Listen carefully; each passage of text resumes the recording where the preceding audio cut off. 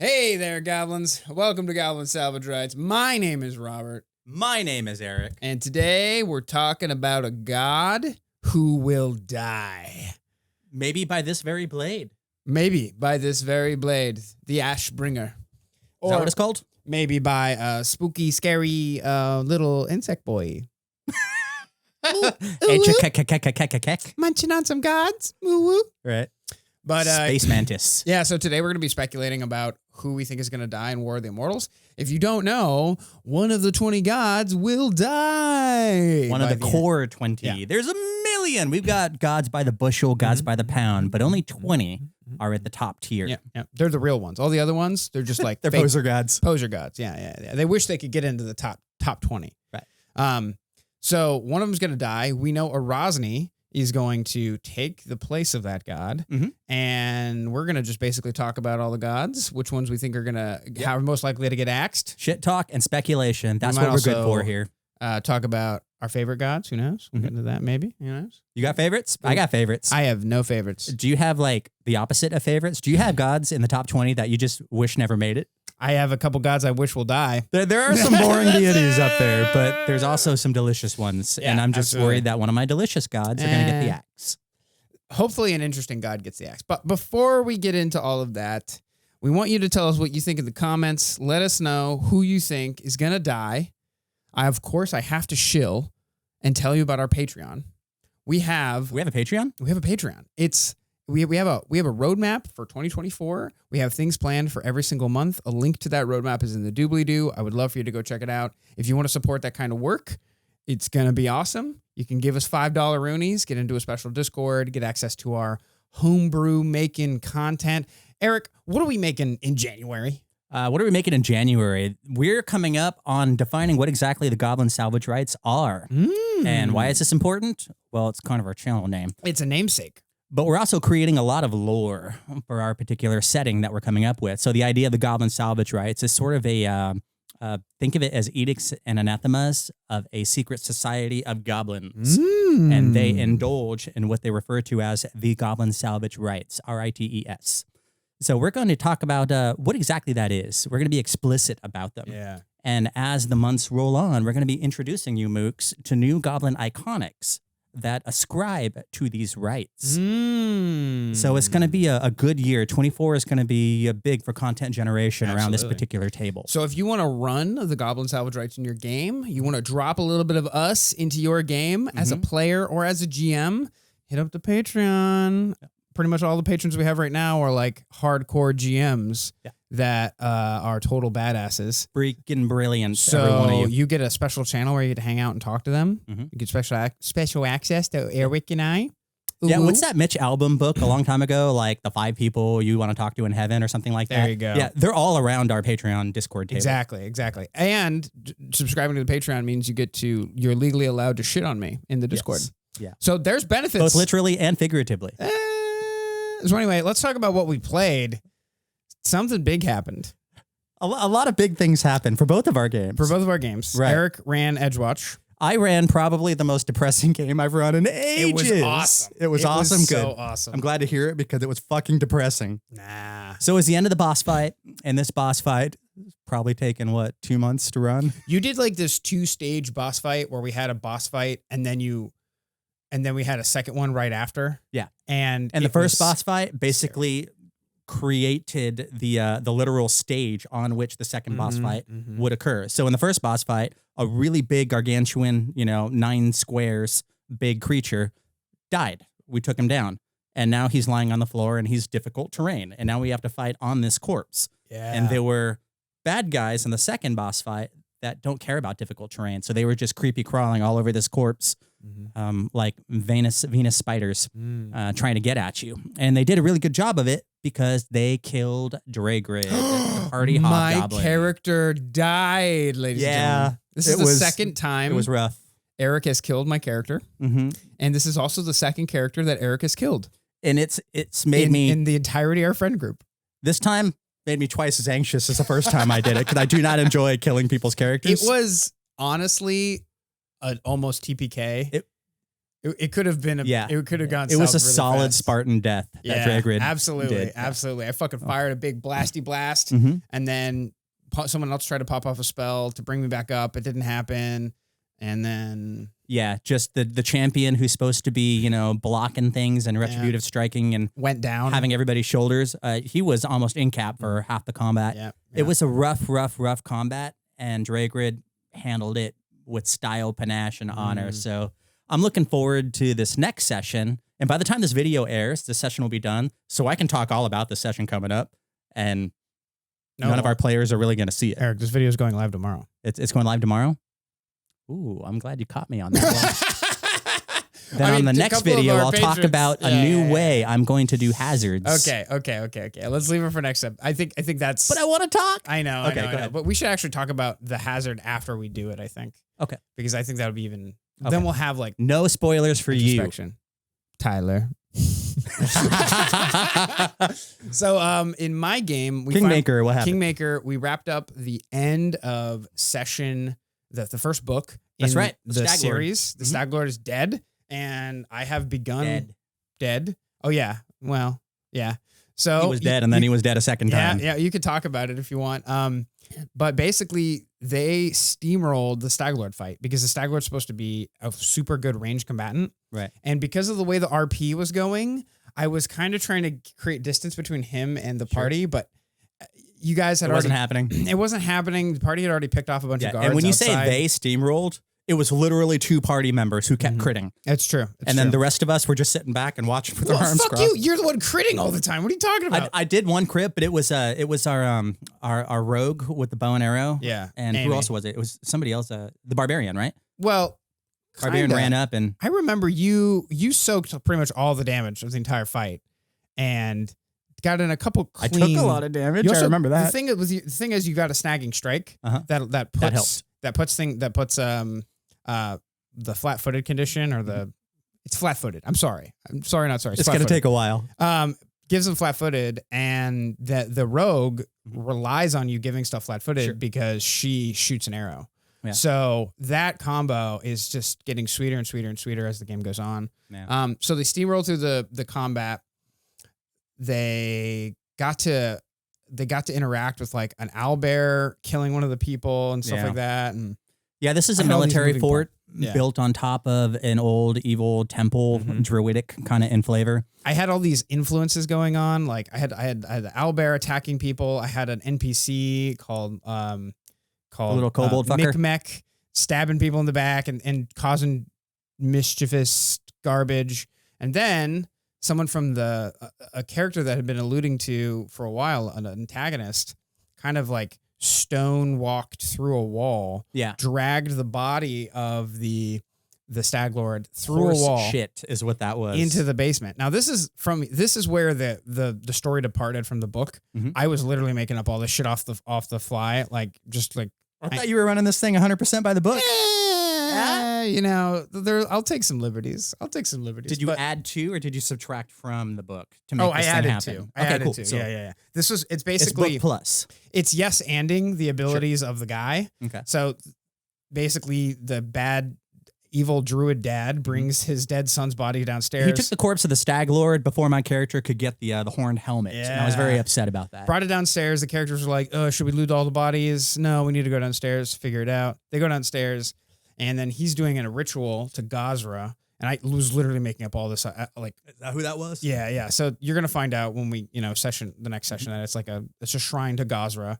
He's like an evil worshiper of Gozreh, and he implanted this like seed into the chopped off leg of the Stag Lord corpse, and it regrew and started animating the Stag Lord, and it was basically a second boss fight where I literally just took the stats of the owlbear that I didn't get to actually throw at you guys. I'm learning so much about this boss fight, like now, stuff I didn't know at the table. I basically took this. I really wanted to use the owlbear's stat block, so I combined him with I can't remember what Hogar or whatever his name was. The dad downstairs. I can't remember what his name is. Okay. Bogart. Anyway. And it was basically like a new boss fight downstairs. Instead of having just one boss guy against a whole party of 4 people with like almost full health. Except for Gabby's barbarian who almost died, but we'll get to that. I had like basically an owlbear that I re-flavored into this, reanimated human thing. This is American Sign Language for reanimated human thing. Yeah. And then I had the caster behind shooting spells and stuff like that. Gabby ended up going down. She was at dying 3 before the fight ended. She almost died. She, for whatever reason, which is what she wants. She wants to go down in a blaze of glory. Exactly. And I'm just not going to let her do it, dude. It's not going to happen. It's not going to happen. All the rest of us will be dead before she does. Oh, yeah. That's the character arc I have for Gabby. I want her to experience what war truly is like, seeing all of your friends die before you. Right. Just dies toothless alone in her own bed. The age of 97. That's gonna be I got plans for you, Gabby. I got plans. Live long and suffer. Yeah. So, but yeah, you ended up taking down both bosses one by one, and the party leveled to 4, and I finished the first book of Kingmaker. So I'm pretty stoked about that. Yeah, that's a pretty cool milestone for the rest of us too. Yeah. Because we all went in and purchased the Kingmaker book, which is here somewhere. It's over there on the table. The hardcover AP. All us players kind of went in and bought it and signed it for Robert to say, hey, you're going to feel real shitty if we give you this wonderful gift and you don't run it to completion. So we are 1/6 of the way through getting it to completion and we're happy. Looks like our trick is working. I talked about my goal for 2024 being to get you guys to level 10. And we are on track to do that. Good for right now, especially if you guys keep mowing through the story. Good. I can't wait to start wild shaping because we just reached level 4 and I can do that now. They signed it for me and what did we say? Like that. Dumb things, probably. Always dumb things. Hi, Robert. Isn't there in the very back? Is there something in the very back? Oh, yeah. Some oddly enough less. I can't read that word. I thought we made a Jill reference in there somewhere. Oh, well. A Jill reference? Yeah. Oh, yeah. So yeah, some of the people on the Patreon are trying to talk me into buying. So this is a $100 book. And some of the people on the Patreon are trying to talk me into buying the $100 virtual tabletop version of this to run it via virtual tabletop in person. Sure. And god damn it, is that enticing, because this book is huge. There's a bunch of moving parts, especially for like the kingdom building portions of it. And I think having the VTT would probably help kingdom building. 100%. Yeah, between the exploration and the kingdom building rules, there's a lot of clunky things to move around. It's fiddly. It's systems are fiddly. Yeah, and there's a bunch of cool systems that are baked into this that run really well, automated in a way. So I'm thinking about it. I'd chip in. Really want to spend the money right now, but yeah, okay. Well, there's no reason why you'd have to get the whole thing. I think between what is there, 6 of us total, 5 of us total. That's easy, $20 a piece. All right, yeah. Well, I'll pitch it to you guys maybe next time and play around with it before I make the pull. Cool, we're getting fancy. Yeah, we're getting virtual. We're getting digital. Yeah, this is what happens when you're on the Patreon. 8-bit goblin action. People convince you to use VTT even in real life. Yeah, which right. is crazy. You know who you are. You know who you are. I blame you. All right, so enough about Kingmaker. Enough about our games. Let's talk about the topic of this video, which is enough about our shitty games. Let's talk about shitty gods. The gods. Do you want to go in alphabetical order? I think that's probably the best. So we're kind of doing a lot of this off of the Gods and Magic book right here. And the top 20, the core 20 deities are alphabetical. Abadar through Zon-Kuthon. Yep.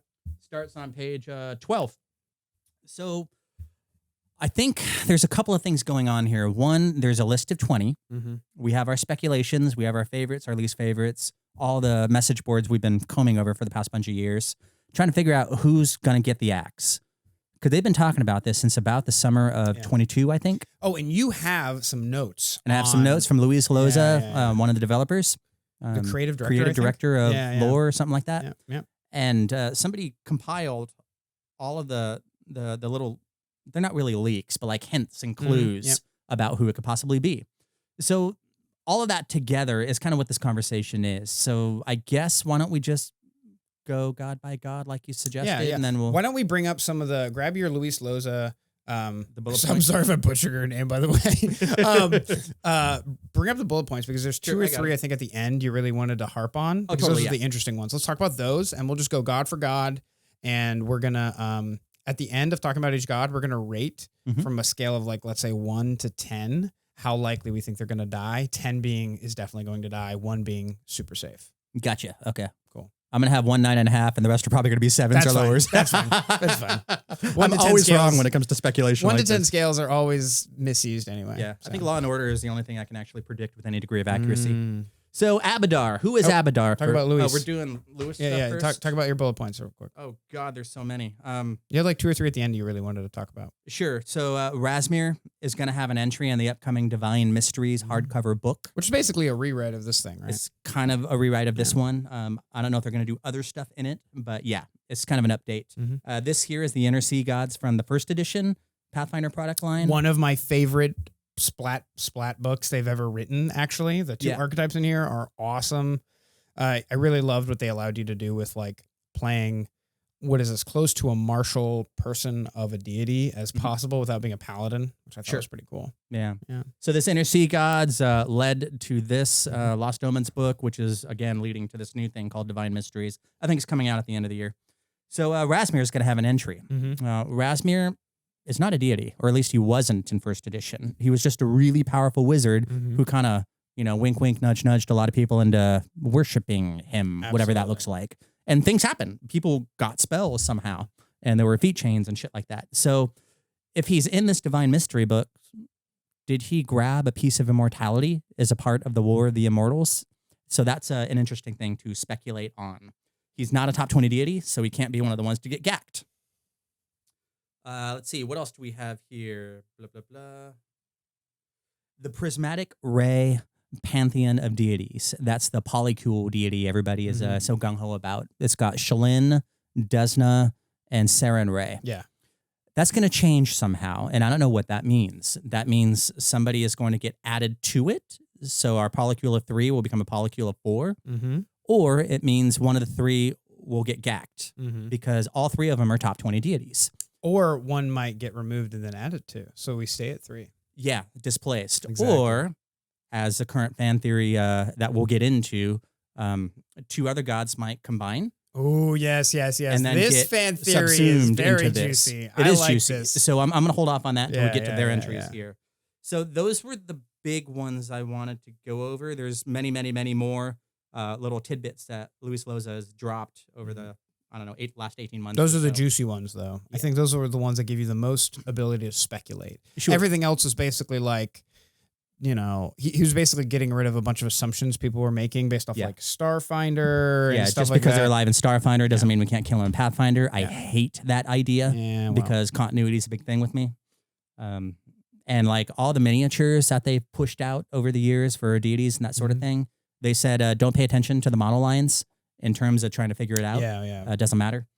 And even what's her name, Pharasma is not safe. That was explicitly pointed out by Luis Loza. And I feel like she could be one of the ones to go. It's a red herring, in my opinion. I think so too, but there are 2 other very specific pieces of information when we get to her entry I'm going to bring up that make me a little nervous about that.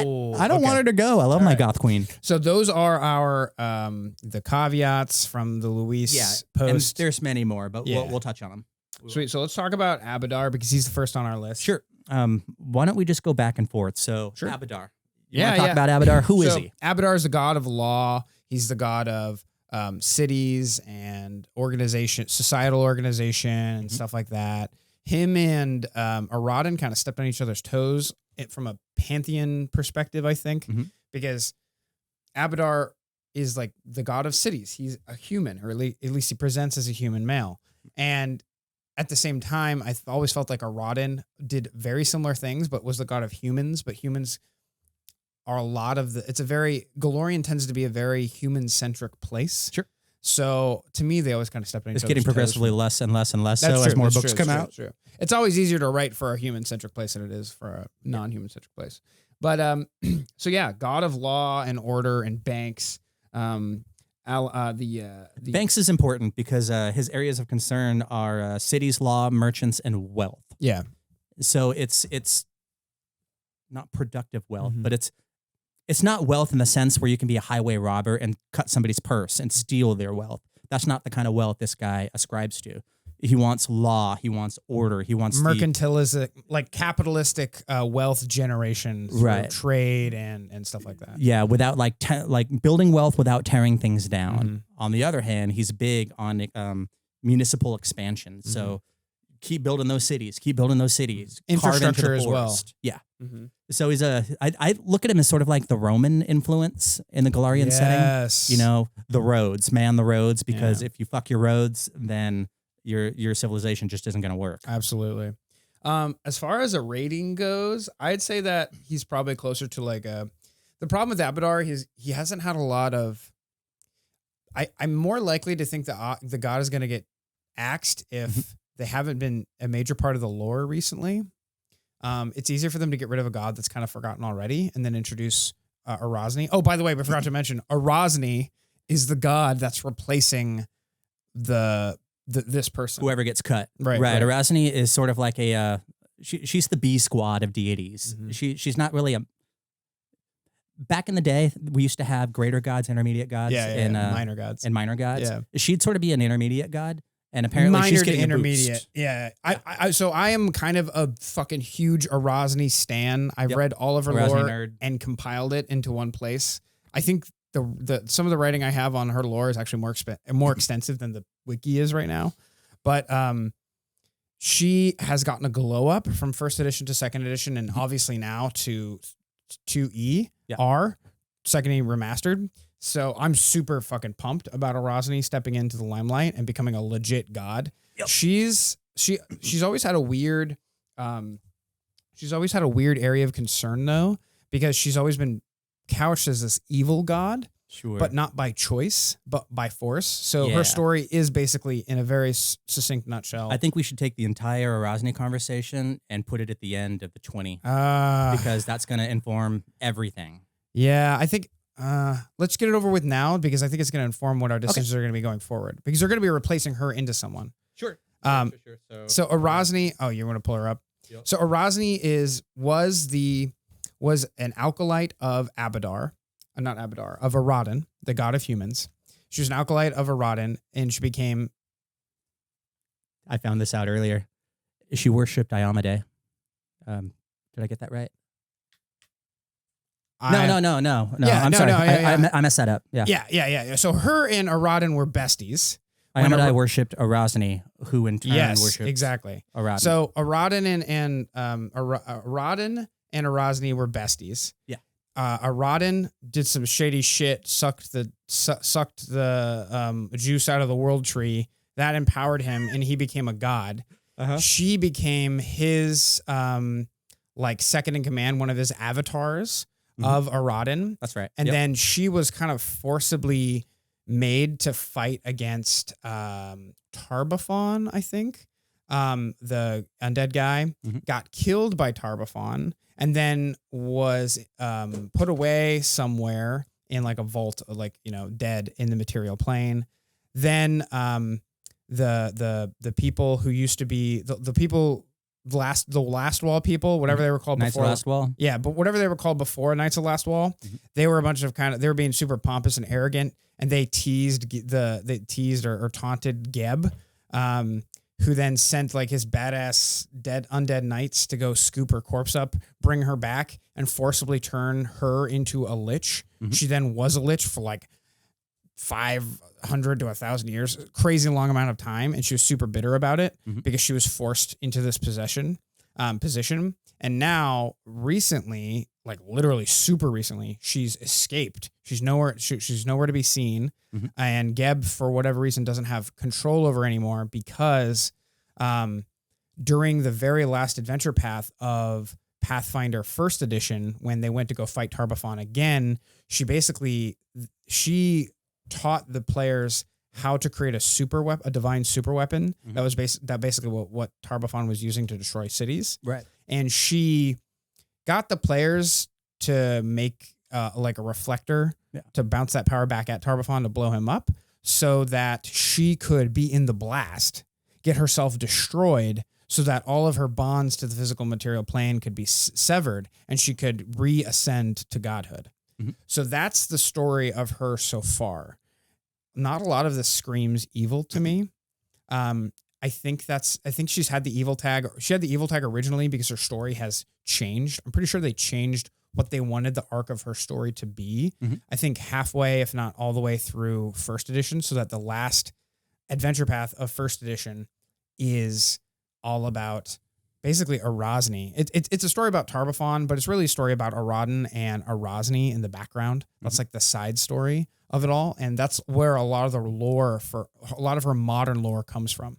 So what are her areas of concern now? Let's see. She has areas of concern: the abused, dignity, and unwilling undeath, while keeping the neutral evil alignment. Yeah. For so long as we're still talking about exactly. alignment. Yeah. I mean, alignment's important here, even though we gotten rid of it.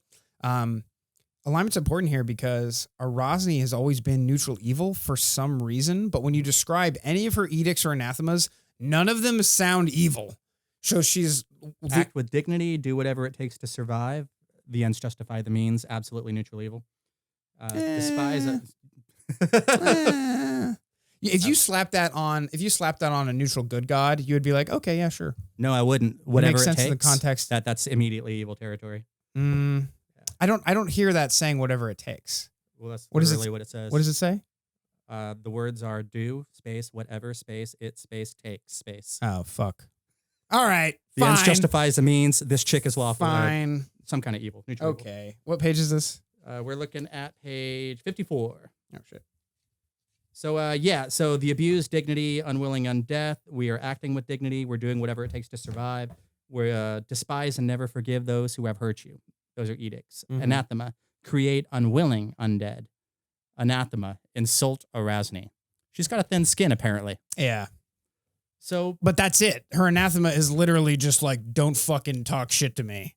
That's basically it's don't create not even to me. Unwilling undead because I was one and I'm super bitter about it, understandably. And 2, don't talk shit about me. Yeah. Keep my name out of your mouth. Yeah. That's her thing. Exactly. So, but her ascent as another one descends, that has to be a part of the War of Immortals. That has to be like the core plot. And there are only so many deities that are in Arazni's orbit because Arazni has where'd you go? Oh, we don't have allies and enemies, do we? No, we don't. For the non. Well, we know who her enemy is, which is Geb. Yeah. We also know that her enemy is Urgathoa because she hates being undead. Yeah. And Urgathoa is the god of undead. So we're gonna have to do a lot of guessing in here. Exactly. So my point here, the reason I wanted to talk about Arazni is because she's gonna be filling a gap. And that gap is going to be created. I'm not saying that they have to be similar, but I think from a narrative perspective, either they need to be taking away a god who didn't really have a lot to give in the first place, and then adding something in, because she's going to get more edicts and anathema when she ascends. She has to have something more than I've got thin skin for her anathema. Yeah, I hope so. I really do. But what I think we can do is kind of speculate what they're going to put as her edicts, her new edicts and anathema, and then think of that as filling in the hole that whatever god we think is going to die is going to create. Sure. So I can't see Arazni replacing Abadar at all. It makes no sense to me. Yeah, 0. Absolutely no sense. So on a scale of 1 to 10, will Abadar get axed? I'm giving it like a 2 or a 3. Yeah, same here. And the only reason why it's not a 1 or a 0 for me. No, I completely said that wrong. I think the reason why I wouldn't want to see Abadar go is because Abadar is one of the few non-evil deities that has a strong relationship with Asmodeus. And that's interesting to me because Asmodeus is, contracts and, structure and order. Like Asmodeus is like one of the first 6 or so beings to exist in the universe. He goes back a long time, and his thing is the apex of structure. Well, that's Abadar. Build your cities, go out, construct banks, compound interest. There, you don't get a lot of overlap between evil and non-evil deities in traditional D20 games. Yeah, so for that reason alone, irrespective of everything else we talked about, I don't want to see him go just for that reason. Absolutely. I don't think he's getting the cut because there's nobody else like him in the top 20. Exactly. He kind of fills a role that would have a major hole, and the implications of him being gone mean all cities begin to crumble and fall apart. Sure. I don't think they want to make a game where that exists. Yeah, in the nation of Daruma, where they had the prophets of Calistria, I think they're called. Anyhow, the nation of Daruma is about profit. Its top theme, if you will, is economics, and taking the god of economics and throwing him out the window and replacing him with the goddess don't call me names. That just seems silly. Yeah. That would be a and terrible dignity. All right, cool. So let's jump over to Asmodeus. Oh, also, Speaking his of sacred which- animal is monkey. I think that's important to know. Yeah, that's pretty cool. I like monkeys. Asmodeus, my turn. The Prince of Darkness. This is your typical stand-in for the baddie McBadbad. And he's basically Lucifer. He's got the upside-down pentagram. Nothing original there. Mm-hmm. So he's the lawful evil god of contracts, pride, slavery, and tyranny. Mm-hmm. So, the dark side of the dude we were just talking about. Literally. Yeah, literally. I have weird feelings about Asmodeus. So in the Luis messages, the hints, they did specifically say that like this is pre-OGL. They've planned this before the OGL happened. Yeah, so, 18 months ago was when they were kicking around the idea of offing one of the 20. So one of the idea of the god that's being axed is non-OGL compliant is nowhere in the conversation. So we have to keep that in mind. Sure. Obviously, Asmodeus was in 5th edition, but it's obviously like a biblical reference. Sure. So there's no copywriting that's going to be happening here. Right. You know what I mean? So that's not. I mean, you could say the same about Tiamat, but they couldn't use Tiamat in Yeah, that's Pathfinder true. either. So there's shades of Interesting. legal gray that we have to deal with here. Gotcha. But I don't think it's obviously not a part of the question, so we won't. It's not a part of the calculus, is what I'm trying to say. Yeah. But yeah, no, I this is another one of those gods I just don't see. I don't see going at all, simply because Asmodeus is the god of devils, and devils and demons have been such a strong part of the IP that to get rid of him would be to get rid of the entire one of the major like structures of Pathfinder and the world building itself.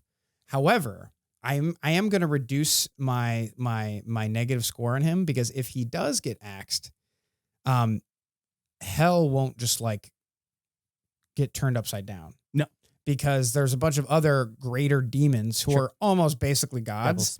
Devils that could take his place and not become a god just yet, but like Right. When you're talking close about to the ultimate and infernal order, part of that order is having contingency plans and contingency plans and contingency plans. That means there's a million number 2 guys waiting to be number 1. What's interesting though is we don't have a demon. Do we have a demon god? The Mother of Monsters is the Lamashtu? closest I could find, and she's not top 20. Yeah, Lamashtu's top 20. She is? Yeah, 100%. Okay, good. Then we do have a demon and a devil representative in the okay. top 20, which is my argument for keeping him. Exactly. Because if they got rid of him, they'd replace him with another demon and devil, and then it doesn't fit the math. That feels like that would also require another Chilaxian AP, of which we already have so many. I think they're done writing. I mean, I love them, APs. but like the whole nation of Chiliacs. Yeah. That would be is like all of Pathfinder would be about that if he were to be the one to get the cut. It's true. And I don't think it's going to happen. I really, really don't. Yeah, and he's I don't also either. a crowd favorite. Yeah. I mean, you got to keep us on our toes. I understand, Paizo, but you can't go killing our crowd favorites. yeah, that's not going to happen. So I'm probably going to give him a 4, a little more likely than Abadar, just because he could be easily replaced, but still super not likely. He's got the key Maybe a to the 3. Pit of Gormus as well. And I don't see that. I don't see him going. He's too integral to the to ensuring the captivity of Rovagug, the rough beast. Oh, yeah. Who's essentially, Pathfinder's version of the apocalypse prophet kind of thing. Yeah, I mean, not to Armageddon. skip around, but Rovagug, very, very slight chance he's going to go either. Yeah. I think Rovagug is going to herald the end of the universe. Yeah. And he's going to be the second to last person to go. And then we'll get into Pharasma's that. going to go. We'll get into that. Yeah. Yeah. So no on Asmodeus. And something interesting also about Asmodeus is he has allies and enemies. His only ally out of anybody in any pantheon anywhere, it's Abadar. That's it. He's not chummy with anyone else. It's literally just Abadar. So that's another reason why I think those 2 should remain untouched. Yeah. Because you just don't have those relationships in pantheons of Forgotten Realms or Dragonlance or any of the others. The white and black representations of good and evil deities. So that's pretty much everything I have to say on him. And it comes down to that key for the Pit of Gormus. I think that's the reason they can't kill him off. Oh, okay, gotcha. Unless the key's stolen, but even then, I have bad feelings about that. Okay. So Calistria, the Savored Sting, she's a weird deity to say the least. She's like wasp themed, but more importantly, she exists in what used to be called chaotic neutral. Sure. Her areas of concern is the goddess of lust, revenge, and trickery. Probably in that order. Probably in that order. Yeah, exactly. So she's like the god of brothels and revenge, right. and dealing with like karma in many ways. Sure. You know what I mean? Like the negative implications of karma and stuff like that. Mm-hmm. She also doesn't exist as an entity in a lot of other IPs. No, she's an elven goddess pretty explicitly. Oh, yeah. So I think there's like 3 primary elven goddesses, and she's one of them. And she's the only one of the 20. She's out of the top 20. Sure, yeah. She's the only elven god. Yeah, you're right. The other ones, yeah, they're 2 minor gods. B-Squad. Yeah. So, did you notice where she lives? No. She lives in Elysium. Really? If I remember right, that used to be the neutral good plane of existence. Yeah. So our chaotic neutral goddess of lust, revenge, and trickery lives in heaven. Or is Elysium the chaotic good area or the neutral good? It makes sense that she lives in chaotic it was neutral, good. but I don't know. Okay. I'm going off of 2nd edition D&D knowledge. Gotcha. So yeah, I have a very because she's so unique to the setting. She's not very important to the setting in a lot of ways. In that she's not a big mover and shaker. We haven't really seen her making moves. Her interests are so narrow. Exactly. But because she's so unique to the IP, I feel like you're hard pressed to get rid of her and replace her with Arazni. I don't see it either. And I think the thing you said about her being like the only elven goddess in the top 20, just like Torag is the only dwarven god, can't kill Torag either. See, that's where yeah, okay, we'll get to that. Yeah. It just seems that Paizo is making big moves on being more inclusive and getting more representative. Yeah. And it just feels like a human's going to be pulled out and then someone else is going to be put in. Although Arazni was human, so there goes that argument. But yeah, Calistria, she only has 1 enemy. You notice that? Asmodeus has 1 ally. Calistria, the goddess of revenge and trickery, only has 1 enemy. And that's Rovagug. And it's Rovagug, who's not really like a god. He's more like a force of nature. He's everyone's enemy. Yeah. You know what I mean? Like you should be able to put that for pretty much every He's a god person. everyone loves to hate. Yeah. For good reason too. And she's allied with Cayden Cailean, with Desna, with Norgorber, with Shelyn. Like she's allied with neutral evil, chaotic good. She's allied. She's connected with a lot of people. She's connected. Yeah. She's connected. And I have a feeling that that the lust is at the heart of it. Yeah. I don't see them getting rid of her. She's another crowd favorite. She's got that sexy deity kind of thing dialed down in the way that the Greek and Roman Aphrodite Venus kind of relationship. She's the occurred. Aphrodite of the setting, but like in a more interesting way, in my opinion. Yeah, I was gonna go a little slant with that. I think that Shelyn is the Aphrodite, and Calistria might be more the Roman Venus. So where we had like love and beauty became more like sex and carnal, and that part of the love experience. I don't know too much about the Roman Empire, or about Roman mythology as I do like the Greek mythology. Yeah, they took all the Greek shit and then twisted it. They reorganized their level of importance because Rome was a land-based civilization, and the Greeks were all about ships and water. Oh yeah. So like Poseidon was a head honcho for the Greeks, got it. and he got demoted. Okay, gotcha. And the Romans like to fuck, so Venus. It's the only way you grow a fucking nation. Conquer and fuck. Yeah. So Calistria, I don't see them getting rid of her. Her art is always just so delicious. Yeah, absolutely. Even when she's wearing all of her clothes, she's still there's something about Calistria. Still a baddie. I'm probably gonna give her 6 or 7 on the scale of likely to die. She's minor enough in the importance of the overall pantheon that her getting axed won't change. It won't have so much disruption to all the other lore that they've written that I could see her getting axed, but I think it's unlikely. See, I don't think she'll get axed. I think she'll be doing the axing because the trickery, the revenge, the fact that she's allied with Norgorber specifically. We got Echechek, who's the god of assassinating other gods. We have Norgorber, who's the god of assassins, kind of like on the mortal plane. And we have Calistria, who is only allied with Norgorber. But she has a longer memory for grudges than any 3 dwarves combined. Absolutely. And I just feel like that's going to play a part in the War of Immortals. Otherwise, that's money on the table. Achikek, the god of assassins, divine punishments, and the Red Mantis assassins. Yeah. Basically. Yeah. Who happens to live where? On an island. In the boneyard. Oh, in the boneyard? Yeah, Really? he lives Okay, right okay. underneath Pharasma's chair, basically. Oh, interesting. Interesting. Interesting. Yeah, there's clues out here. Ah, okay. So, I didn't realize that. Close, right? So yeah, so Calistria, not too likely, Yeah. but not impossible. Cayden Cailean. Okay, so here's my theory. Hit me with it. Here's my theory.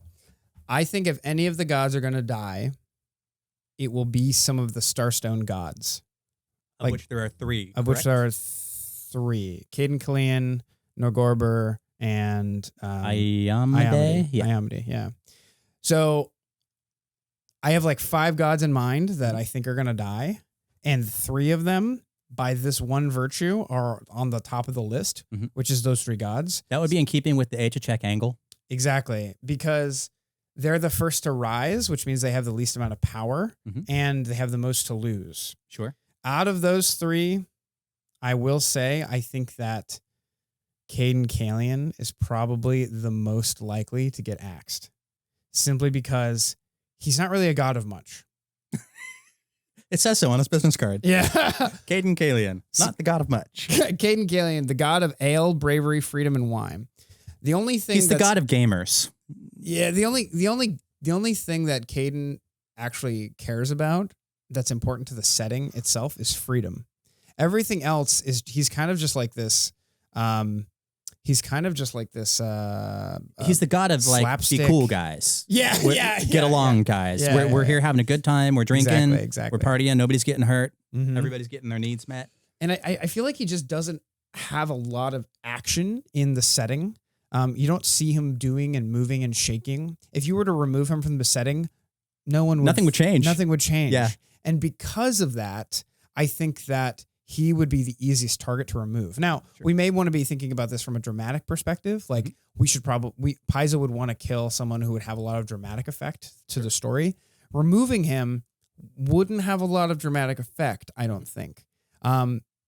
So maybe that'll put him lower on my top 5. There's one piece of dramatic effect. Oh, yeah? And we were just talking about it. What's that? Take a look at the relationships section for Cayden Cailean. And what's the very first one that pops up? Calistria. Former lover of Calistria. Lover. Intermittent lover. Right. And we know that Cayden Cailean has been trying to get into the pants of the polycule for a very long time. Right. And I think he has with Desna. I just don't know if he has with the other 2. Interesting. So there's some high school Archie Andrews, Betty and Veronica shenanigans that's going on. the reason why? That would be so I would be Greek. so upset. That would be so Greek, wouldn't it? Like, oh my God. Give me your pathos. All of your pathos. Exactly. But yeah, his allies are Besmara, the pirate goddess. Interestingly enough. Calistria. That makes sense to me. Desna. So he's sleeping with Desna. Was a former lover of Calistria. I mean, there's only so many gods out there. So if you do have a sex drive and you're on that level, everybody's fucking everybody. That's just the way it goes. I think he probably has the highest sex drive out of all the gods. Yeah, except when he's excessively drinking. Well, maybe when he is. Maybe, I don't know. Anyway. Do they have little blue pills for deities? Hey, some of us don't have that problem, Eric. Sarenrae, Shelyn, and Torag as well. Enemies. And the enemies is always more interesting for me than the allies. It's just Asmodeus and Norgorber. That's it. There are so many evil, quote unquote, deities out there. None of them are his enemies. And he gets Asmodeus along. Makes sense because he's tyranny, chaotic good, which and Asmodeus is tyranny and lawful specifically evil. So tyranny, and this guy's specifically freedom. Exactly, they're super opposites. Yeah. And then the Norgorber thing, I think it's because they have, he's one of the 3 ascendant gods, and I think they have like some bad blood or something like that. Maybe in the story of them ascending. I don't know. I'm sure like poisonings and murdering and the trashing of people's reputations has something to do with it. Maybe. Cayden Cailean, he's the god of chill, guys. Chill. Are we okay? Everybody okay? Cool. Have a drink? Have a drink? Great. Norgorber, put that down. You're dripping all over the floor. That's kind of it. Okay. Also, Cayden is the accidental god. It's true. He stumbled into divinity. No one else does that. Yeah. They can't get rid of him. I'm going to walk that back. If they got rid of him, they would be losing something that helps to make, I hate using the word unique because very few things in the world are unique. It makes him a rare example of a deity that exists in Golarion that doesn't exist in any other D20 setting. No other D20 setting has a Dionysus, god of the drunks. He's a little bit more than that in my view. He's the guy who basically got triple dog dare to walk into a massive dungeon and walk out a deity and kind of fight for the freedoms of mortals around the world. So he's definitely more than just a guy who drinks and tries to get laid.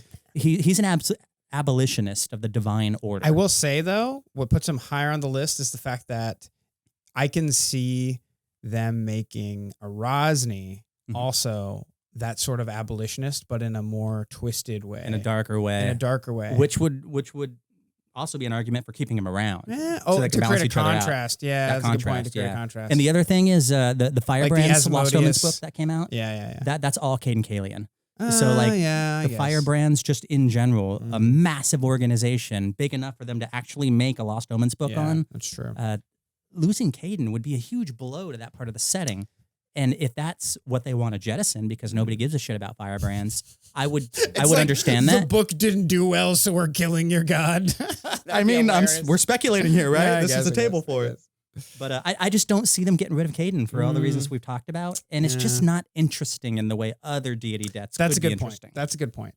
So I'd say out of my probability is probably like 6 or 7 out of 10, 10 being most likely to die. I'm doing 5 on this one simply because I've got others coming up that are higher. Okay. And the higher they get, the lower the first 4 we just talked about are for me. That's fair. This is ranked order after all. So Desna. Let's talk about Desna because Desna is fascinating to me. Yeah. She's the song of the spheres. She's chaotic good, back when we talked about that. She's the goddess of dreams, luck, stars, and travelers. She lives in Elysium, with Calistria. Maybe they're roomies. We don't know. They share an apartment up there in heaven.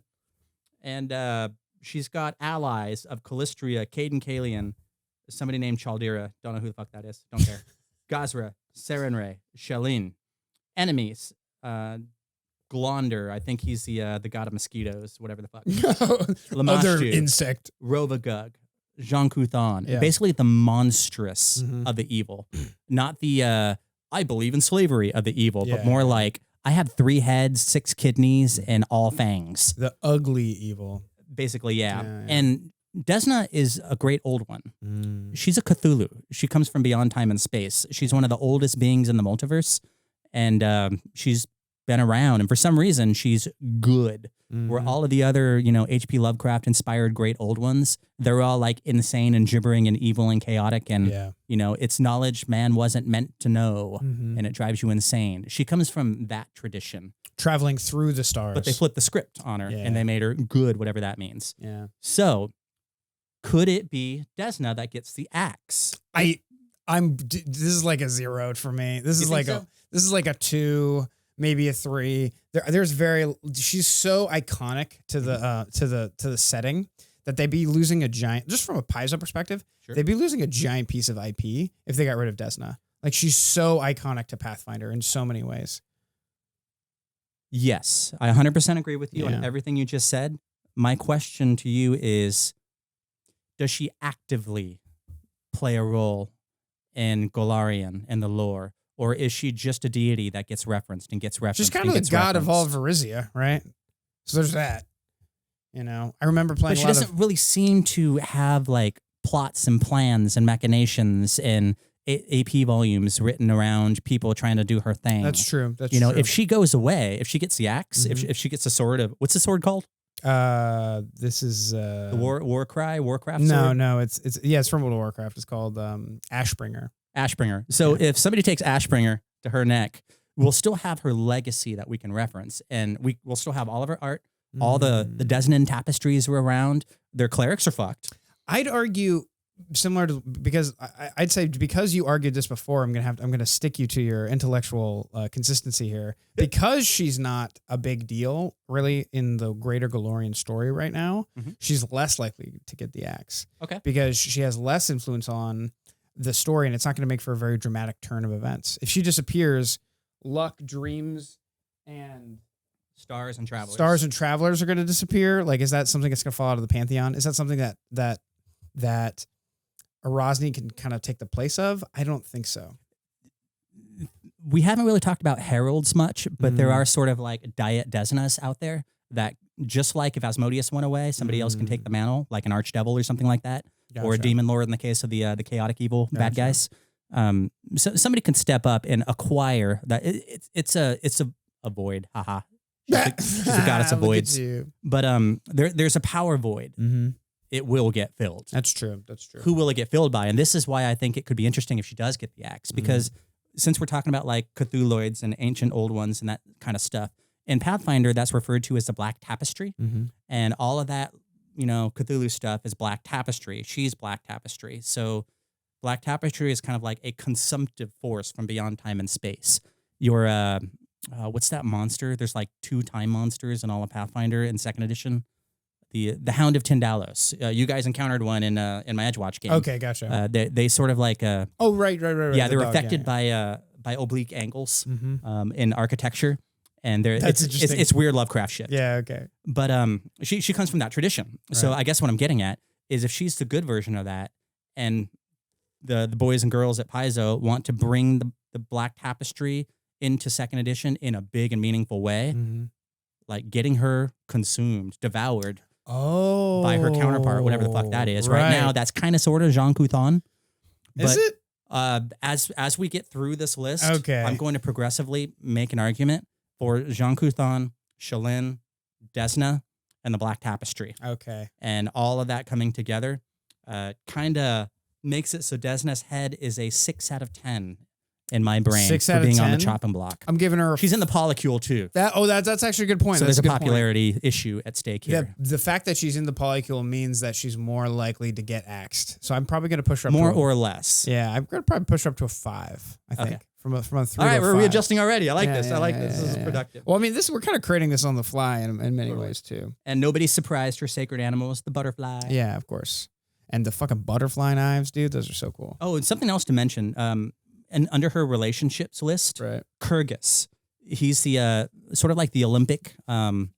He's the Olympics, he's like the actual diet Gorum. Yeah. Well.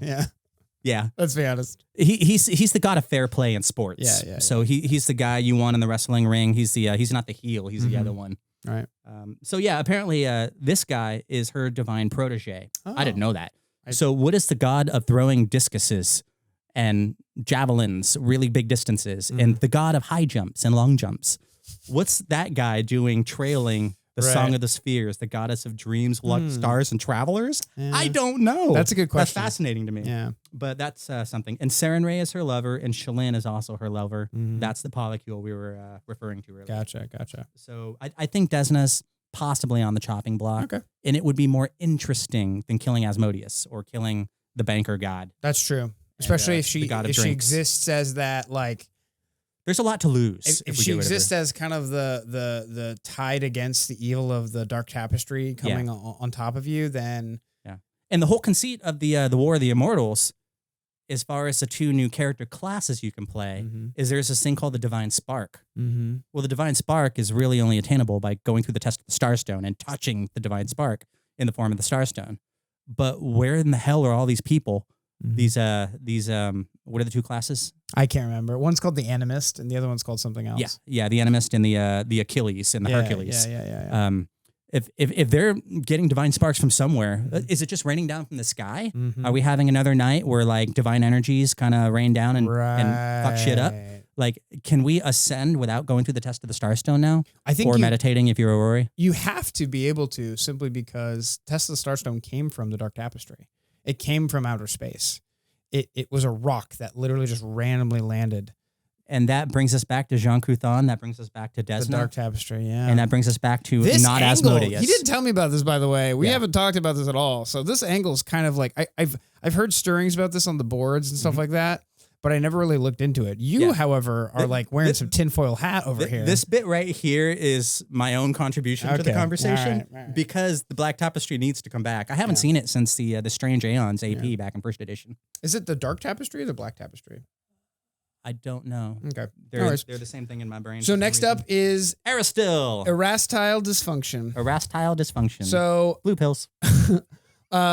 lawful good god of family, farming, hunting, and trade.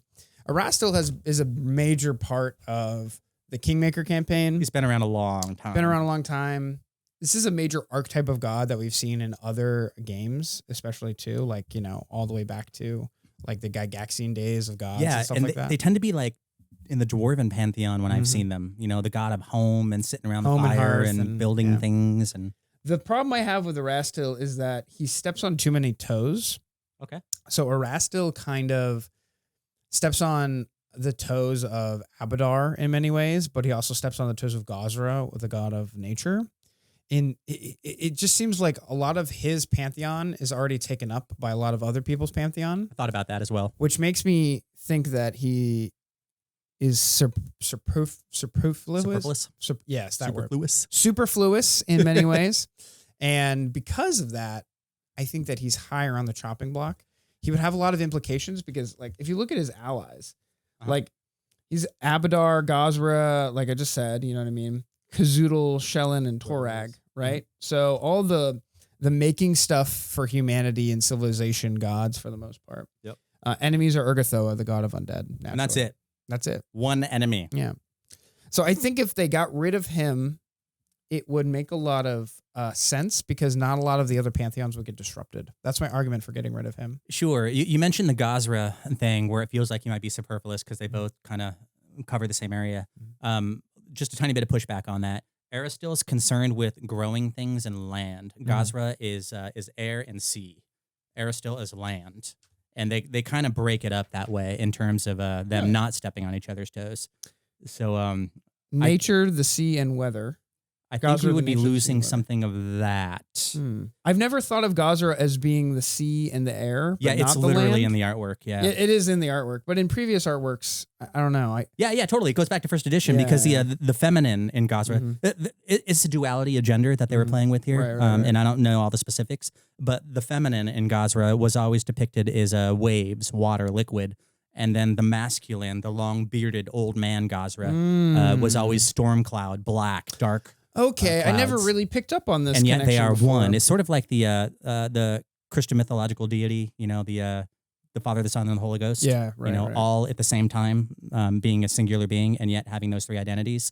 They kind of did a gender version of that with Gozreh. And Erastil is much more nuclear family, straight-laced. That's true. There's a lot of fan baggage with Erastil going back to first edition that the developers and designers have been pushing back, saying, "Guys, that's not what we were doing." There is a lot of fan baggage. I don't want to take time on that here. You can all Google it up. Why do people hate Erastil? Just Google that. But all of that aside, I think Erastil is valuable to me as a GM and as a player when I think about him in relation to Gozreh. And by losing Erastil, I don't think we gain anything. I think we only lose things. Yeah, we don't really. The whole land argument of nature, I didn't realize wasn't taken because I just read the section and I feel like Gozreh could fill the space where it's earth, sea, and look at the worshippers, land. Farmers, hunters, rangers, settlers, shapeshifters. Traders and trappers. Right. All of these are land-based. Agrarian individuals. Agrarian, that's the word I was looking for, yeah. So if we get rid of him, who takes his place? The halfling god of buckwheat? I don't know. It's funny you brought that up. I was late last night. I realized that, total aside from the gods, late last night I realized that the frying pan and the fork flincher are weapons in the game now. Yeah. As of the armor game, as the armor book or whatever. So I created a fighter who dual wields a fork flincher and a frying pan. Woo! Eric, what are you doing? You just described my favorite character in this book. Oh, yeah, right. Yeah. So I was like, we gotta fucking make him as a character, you know what I mean? So I just like cooked one up last night, and he fucking slaps, dude. Yeah. Double slice with fatal weapons. Holy moly. And then when you actually have recently used the frying pan, do you get imagine making it damage? Flaming. Yeah. You know what I mean? Like one of the weapon runes is flaming frying pan, so you can just like cook stuff. And it's got to be like automatically cold iron, cast iron skillet, right? So you can go after the first world fave. Yeah. Cold iron, Oh yeah, this is a topic and for then, another episode. and then. So yeah, Erastil. I'm gonna give Erastil probably a 5. I've got a 4. A 4. I'm not seeing it. Cool. I wouldn't be brokenhearted if he died, but Yeah. It doesn't add anything. Okay. Gorum. Let's see. Now it's my turn. Gorum is our Lord in Iron. I keep forgetting he's a top 20. I thought he was on the B team. He's the god of war. He's Mars. Kind of, yeah, man. He's the god of war. Yeah. There is no other god of war. This is It's one a specific for me. kind of war, though. You know, he's not a war at all costs. He's kind of a fair play war guy. Sure, yeah. But yeah, you're right. You're not wrong. It. He's the chaotic neutral god of battle, strength, and weapons specifically. I mean, god of weapons. Mm-hmm. So you can go to war by kicking and punching people. He's not into that. He wants you to wear an axe and wear a lot of armor. Yeah. And he wants you to find the biggest guy on the playground and go after that guy. So he lives in Elysium as well. Mm-hmm. There's a lot of people shacking up at the same apartment complex. Yep. So I think he's the noisy neighbor downstairs from Calistria and Desna, ding, I think. Ding. Yeah. You know, working on his blacksmithy or whatever. Yeah, Sharpening he his takes blade. the butt of his sword and goes, quiet down. Yeah, for real. Enemies are Achikek, which is, to me is fascinating. Uh-huh. His enemy is the god that kills gods. Right. But Echechek doesn't come at you from the front. He comes at you from behind. That's a good point. He's the god of assassinations. Norgorber. Yep. Same thing. And then Urgathoa is the one I don't really understand too well. Yeah. Urgathoa is the goddess of gluttony and excess, and that's the sort of thing that makes for poor warriors. Oh, okay. That's Your a good Spartans aren't that. That's a good point. And he wants you to eat your Wheaties, folks. He has no allies, though. Yeah, it's funny how that works. It's funny, yeah. He just, it says none. None. And he likes it that way. Absolutely. He doesn't need friends. I think because he kind of represents this archetypal war, and war is such an important part to telling stories on a global scale like this guy's never going away. I'm giving him a 1. If he dies, I it's so much with like, there's no other god of war. like, does war cease to exist in the setting when the god of war dies? You know what I mean? Like, what other god of war is there? I just don't see it. I don't see him dying. No one can kill him. He's the fucking god of war. Sure, Echechek can. That's his job. I mean, maybe that's why he's his enemy too. You know, that adds to it. And maybe the fact that Achikek is like, he's probably the only deity with Achikek as an enemy. I'm gonna just go out on a limb and guess here. I could be wrong. Let me know in the comments. Was Gorum there when we shoved the rough beast down in the pit of Gormus? Was he a part of that? I can't say off the top of my head. I can't say. I don't have that part of the lore memorized. Murder and assassination similarly offer no honor, and Gorum feels nothing but contempt for those practices, as well as for Echechek and Norgorber, who condone them. The god and his followers likewise look on Urgathoa with disdain, as her diseases steal lives in the sickbed, while the gluttony she promotes destroys warriors' fitness for meaningful battles. So that's why he doesn't dig on those. Okay. But so yeah, I don't care if Gorum goes. I really don't. You just don't like Gorum, though. No, I don't like. I'm gonna get in so much trouble for saying this. That's okay. Do it. Be. It's the alignment thing. It's part of the same conversation. I don't like players that play Gorum worshippers. Except for Gabby. Except for Gabby, of course, right? Because barbarian. Gabby finds out one trait and then gives everything of herself into it without trying to justify it. That's just it. But like, it's the whole ends justifies the means. It's this weird cartooning of this experience to kind of justify actions and behaviors around a table. It's like the paladin that's willing to slaughter an entire orphanage to get rid of the one vampire, and he can't figure out who it is. Right. You know, that's not lawful good. Quit trying to justify that. There's this weird Gorum thing as well, where people who worship Gorum, all they do is talk about fighting and fighting and fighting and fighting and fighting. Look at Amiri from the Iconics for Pathfinder to show that you can actually have a varied personality and varied interests and still be a worshiper of Gorum. I mean, she's from a warrior culture. Right. Who values strength and honor and honorable combat and proving your mettle. And I think those are, it's just that Gorum, I don't think Gorum's been fleshed out very well in the game. There's not a lot of, we've never seen a big Gorum arc in Pathfinder. Well, no, but we didn't need to, because if you look at the artwork, you can clearly see that all of the Gorum lore comes from Lord of the Rings. This was before they cut out his eye and put it at the top of the tower in Mordor. Oh, okay. Because he looks exactly like Yeah, he does. He does. He does. They Yeah, didn't yeah, even try. Yeah. This Sauron. is a stand-in for Sauron. Sauron. In the ages Sauron. before he became Sauron, back when he was not Magor, but Dude, I'm a fake nerd. Again, fake nerd alert. I don't know what these names are. I'm sorry. I don't think Gorum's going to get the axe. Nah, me I neither. think he's going to be a red herring, Mhm. and I could really give a shit less Yeah. if he lives or dies. Don't care. Okay. Well, I care. All right, Gorum, I'm talking to you right now. I care. Your feelings matter. Yeah, but I don't think he's gonna die either. Yeah. His sacred animal is the rhinoceros. That's Okay, pretty moving on. fucking cool. Rhinos are cool. Gozreh, you're up. All right. Apparently I was wrong about. Apparently there's things I need to research about Gozreh. But Gozreh is the god of nature, the sea and weather. They're depicted as this twin-gendered creature of nature, water, or the female water spirit and the male air spirit. Again, this is one of those like pillars of a pantheon. You just always have to have a god of nature. Yeah. And if anyone's gonna die, it's fucking erectile dysfunction, not the god of nature itself. To me, this is so setting defining that if they died, it wouldn't make any sense. Like, go ahead. No, I want you to continue because I only have one contribution to that. That's pretty much it. It doesn't make any sense. It's setting defining. Yeah. And he's an OG deity for this setting. Yeah. How do you kill air? I don't know. Like it doesn't make any sense. What's gonna happen? With Air science. and water dissolves. Yeah. And we don't have air and water anymore when the god dies. There's no one to take his place. Fucking Arazni steps up, and she's not filling any holes there. Yeah. You know. Okay, a couple of observations I have on this one. So, one, Gozreh resides not in the outer planes, neither heaven nor hell nor any of those places. They reside in the material plane. Right. They are the material They plane. live here. Yeah. And so it's not like we're swimming in Gozreh, but Gozreh is out there somewhere on the ocean, or maybe under it, or up in the clouds. Or they are the ocean. Yeah. Maybe crashing on some cloud giant's couch.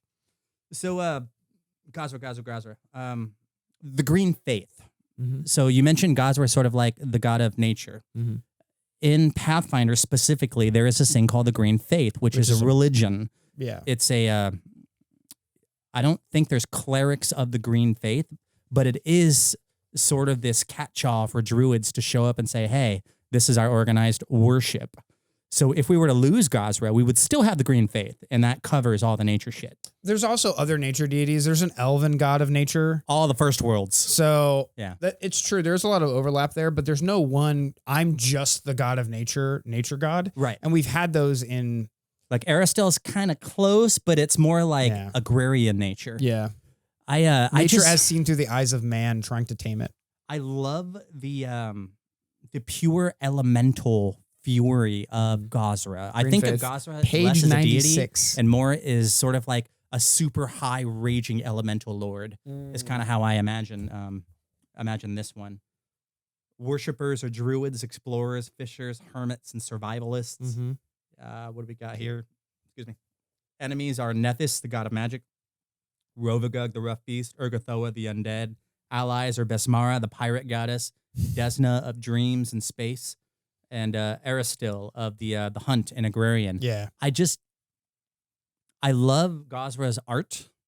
I love stories involving Gozreh. Like there was that really cool monastery that you guys went through in the Extinction Curse. That's Adventure another Path. really good point. There are so many.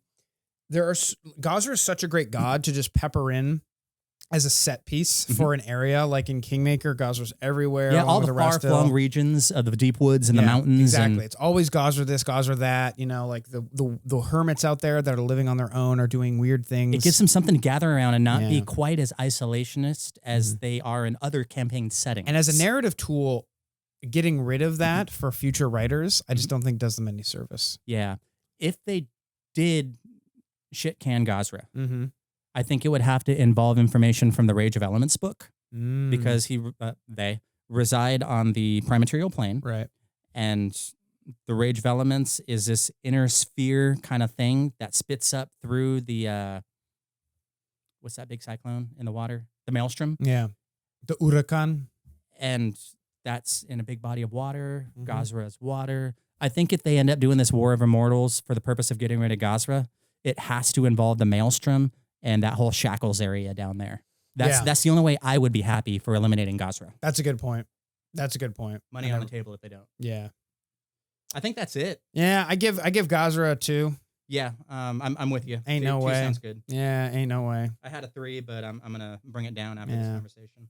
Moving on to Iomedae. Iomedae.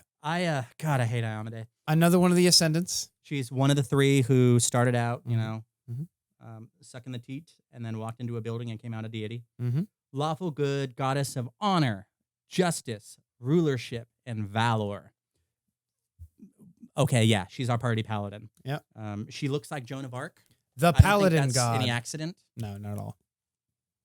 She's the paladin god. She's the lawful good, crusading against evil god. She resides in Sword Home Heaven. Yeah. You know, it's even her P.O. box sounds martial. Yeah, and the World Wound Adventure Path, Wrath of the Righteous, basically revolved around her. When we think about Earth Crusades into Jerusalem and that sort of thing, as ugly as that part of our history was, the idea of crusades, pushing forth the faith, blah, blah, blah. Iomedae has got her fingerprints all over that crap. So I think if anyone is going to jump in front of a bullet and take an L for someone else, it's going to be Iomedae. Yeah. And I can see, and the fact that she's a ascendant makes her very, very likely to get the axe. What is it about ascendancy, the 3? You keep coming back to that idea that being an ascendant has value in this conversation. I feel like Can you talk about that a little bit? Ascendant gods have a weaker grasp on immortality and godhood than all the other gods that got there some other way. Because the ascendancy, the test of the Starstone, has almost been seen by many other gods and depicted in a lot of the writing as a cheap trick. Sure. To cheat your way into godhood, right? Which is why Ichechek is sitting in the wings. Exactly. So, and if anything, Ichechek is probably the person you have to fight in order to become a god finally, or prove yourself to him. So I think that the Ascendants are more likely to die because they have less of a grasp on power than all the other older gods. So they're rookie gods. That's pretty much what it is. They just don't have the knowledge to survive on the mean streets of heaven. Yeah, and they don't have the timelessness. And a lot of their pantheons, except Norgorber, can be easily replaced and stuff like that. Other gods can step in for their pantheon and stuff like that. The fact that the entirety of this setting revolves around the Starstone, it is the most powerful artifact on the material plane, period. Yeah, that we're aware of. Period. The fact that those characters are connected to it means that I think they're ripe for getting interacted with in the story. Sure. Her dying, especially after, imagine how cool. So Tar-Baphon has killed and destroyed an entire region of the world that was betrothed to her effectively, right? Like they were all fucking the Knights of Last Wall going down the Radiant Siege. Iomedae stands, you know what I mean? So for them, they've already taken a major L.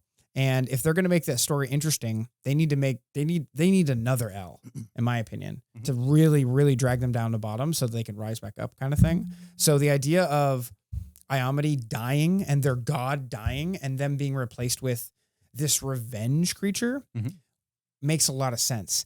And then, all right, wait, there's more. There's more. So, in the book of legendary people, there is.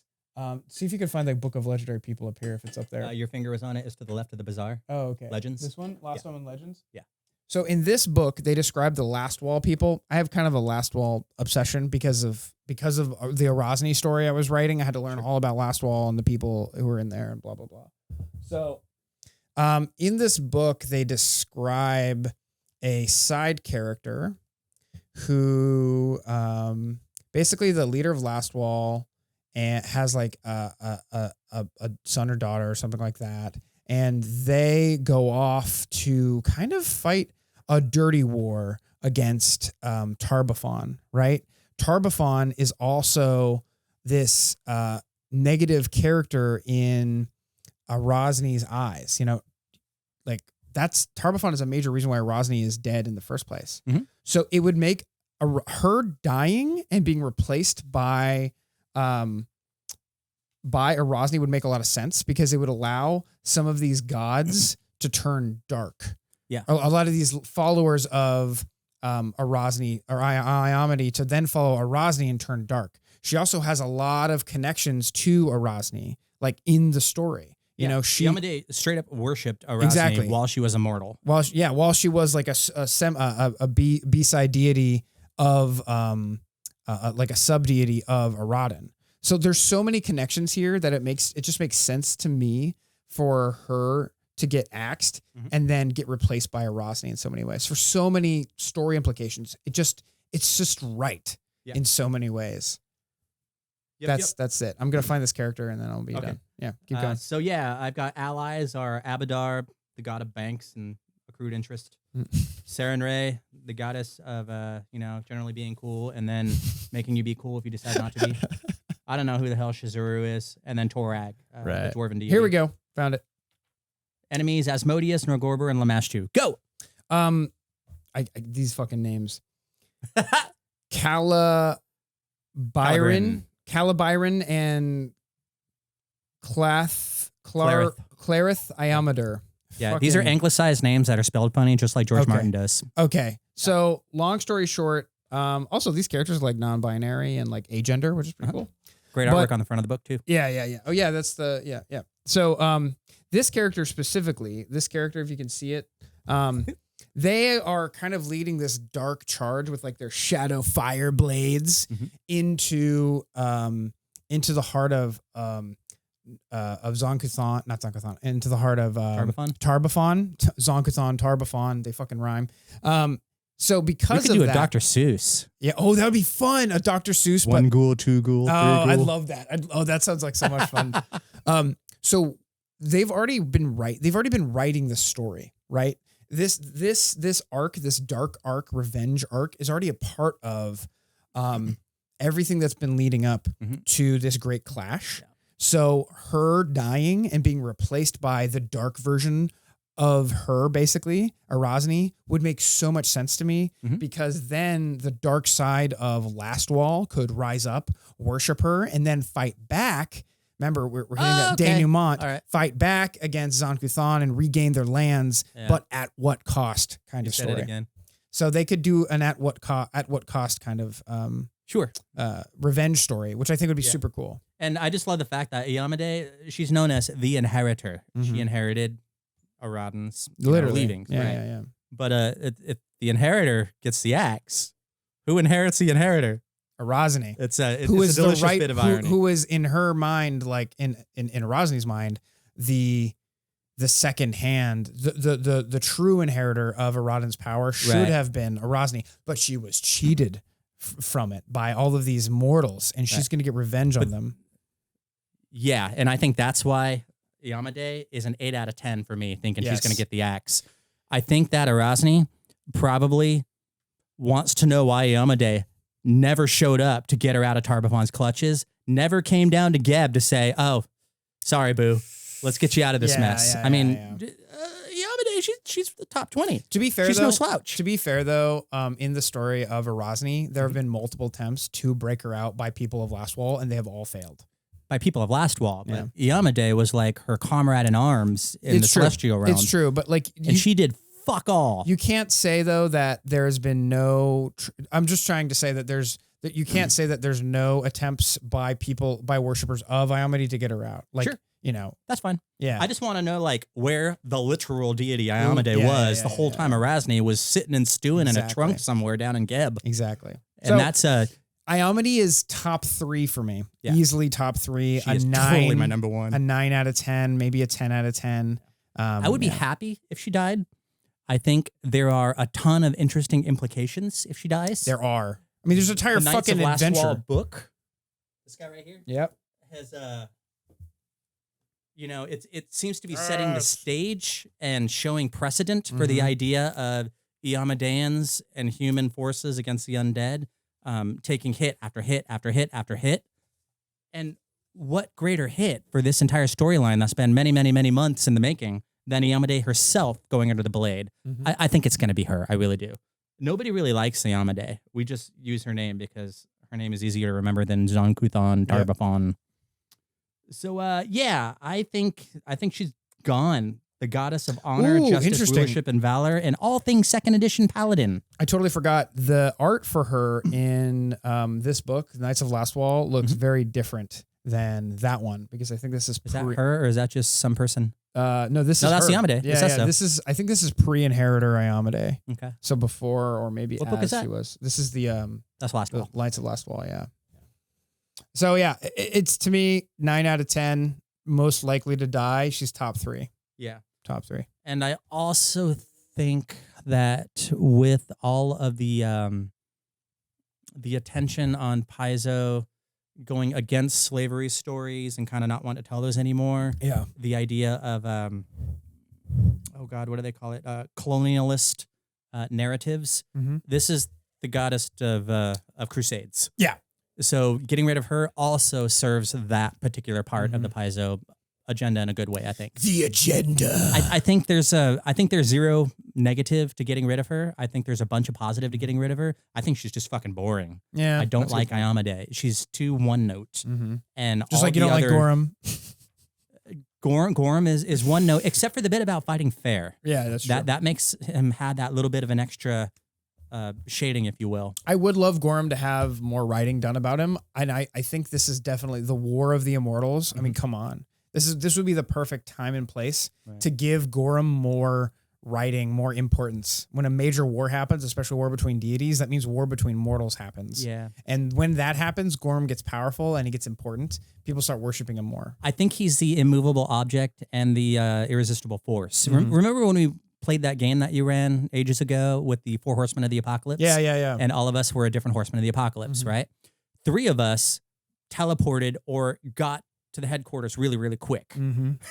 And then the 4th player just walked across the continent and it took him months and months and months to show up. That's Gorum. When he shows up for the War of the Immortal, it's going to be everybody already having fought for like half a year or so. And then he finally shows up and starts whacking away at it. So I think that's going to be a thing. Iomedae needs to die. Oh, Iomedae should die. Eric said it. I'm clipping that. Put it on YouTube. Love And it. what would happen to her clerics and her champions and all of them? Where would they get their divine Where would source they of power? go? Arazni. They would go to Arazni. In their dark moment, they would have to. They would have to. In their moment of darkness, they sacrifice what is most important to them in order to get revenge against the person who killed her, thus completing the They fall to sacrifice darkness. the ideal in favor of the practical. Exactly. And it's then- the perfect story. Yeah, and then we have to have the are we any better than the Chelish conversation at that point. What's the difference between us and the Inquisitors now? Exactly. That's good narrative fodder. All right. Exactly. I'm done talking about Iomedae. Could I All make right. her- Aurori. Good face. Now, Irori is the god of monks and Tibetan Buddhism, as well as martial arts. Mhm. I don't like Irori personally because I think the writing for Irori is, from what I've seen, is pretty lazy. But Irori is the only god in the pantheon that was a human that ascended, not through the test of the Starstone. Right. They're literally a step in for Buddha, like as we know it here in our material plane. And you know, as someone who's Buddhist for a long time, I don't really like that in my fantasy, but it's just a trope that's been brought over from so many other pantheons of D&D and stuff like that. We've always had one of these. You can guess so much about him. Yeah. And you're probably right. Yeah. Boring, but will he die? Probably not. I don't think so. There's so much implication, especially with the new, a lot of the new like books they're writing for Eastern mythology and stuff like that, where he's an integral link between the East of and course. the West. I didn't even think of that. I don't really see them doing that because they would have had to pre-plan a lot of books and writing to have him dead in the future. And there's an entire character class that just sort of fits nicely in with Irori. And I think that would I think they would lose more than they would gain if they shit canned Irori. Yeah, you keep saying that, and I think it's a really interesting point. They would lose more than they would gain. They would lose they would just lose so much narrative structure that it wouldn't make any sense. He also has a crib in the Axis plane, the Apex Law plane. Yeah, So he's not good, evil, neutral. Right. He's sort of achieved Golconda. He's transcended beyond all of that. Exactly. And I'm big on representation in the top 20. I want to see some good dudes, some bad dudes, some neutral dudes, some lawful dudes, some chaos dudes. I want it rounded out. I don't want like 10 on the good side of light and 10 on the bad side of dark. So Irori is different from all the other deities we've mentioned, except Abadar. He also lives on the Axis. So those are the only 2 Axis deities that we've come across so far in our list. I think that matters and that carries weight. It does. It definitely does. Transcendence through self-perfection is an idea that not a lot of deities have, I guess. But it's also very, Golarion is a very Western-centric book. It's a very Western-centric setting. Sure. And that specifically is a very un-Western-centric idea of transcending and consumerism. Yet it's been in D&D for 40 years through Oil and Adventure type content. Yeah. So is he going to get axed? Probably no, not. Because the sacred animal is a snail. Don't punch down. Oh my God, that's amazing. I didn't realize it's a snail. I thought it would have been like the mongoose or something, but no, it's the fucking snail. No, mongoose would be too on the nose. His enemies are Asmodeus and Norgorber. Nothing interesting there for me. Yeah. And his only one singular ally is Abadar. Yeah. Abadar and Asmodeus are allies. Yeah. But Irori and Asmodeus are enemies, and Irori and Abadar are allies. So it's like if you're in high school and you have your circle of 5 friends, right? And then you go hang out with your other circle, and people are like, "Why are you hanging out with that asshole? Don't you know he's a total shithead? Come back." There seems to be a bit of that high school cliquishness going on in the deities and demigods of Pathfinder. I will say though, I'd love to see Irori, Abadar, and Asmodeus in the room. Like one person just to... I'm sorry, he didn't mean that. Yeah. Give him a chance to tell you what he really means. Yeah. Shit, you did mean that. Asmodeus, you're a bit of a prick. You heard it here, folks. Asmodeus is a bit of a prick. Hashtag. So yeah, I give him like a 2, probably. Yeah. Maybe a 3, but nothing interesting would come if he dies. Talk to me about Lamashtu, Mother of Monsters. Lamashtu. I think she's a Babylonian deity, so she predates D&D by a few days. I have a sweet spot for Lamashtu in my heart because my first ever Pathfinder Society character that was of any repute at all was an orc summoner of Lamashtu. Okay. And in Pathfinder Society, they were chaotic neutral, and their whole thing was to normalize monstrous creatures and to convince them to act a little more couth and not basically don't be so monstrous that you ruin the reputation for all other monstrous creatures. Okay. So you're making us look bad. Literally. I was fucking 16 or 17, but I love it. But I loved being able to take some of these ideas and twist them into a playable character for Pathfinder Society. I'm an orc who's, orcs were typically seen as automatically evil in the setting for a long time. Right. Back in the day. Yeah. And as a summoner, they would summon a gruesome creature, obviously. But to play them Pathfinder Society and twist it and try and be that cool guy at the table who's playing an evil deity and in a believable way, I thought was a lot of fun. Yeah. So Lamashtu get axed? Probably not. She's so integral to so many stories that have been told in Pathfinder. And I know I made that same argument for Iomedae, but in the opposite direction. But Lamashtu is a heal that writers use time and time and time again. It's, there's an evil Lamashtu cult of fucking monsters that players have to fight. Goblins and bugbears. Every single adventure path book, levels 1 to 10, has Lamashtu worshipping critters in it. That the players have to go defeat. Definitely in first edition. From a narrative perspective, there's literally no use getting rid of her. Just like, in my opinion, just like Asmodeus, she would get replaced by someone else, blah, blah, blah. But she serves another demon lord. Yeah, exactly. And because of that, it doesn't make a lot of interesting, there's not a lot of story moments that could happen from Lamashtu dying. Yeah. And frankly, I don't see an evil... Well, I say that, but Zon-Kuthon is on the chopping block in my mind. I think they're more likely to replace a neutral or good deity with Erastil,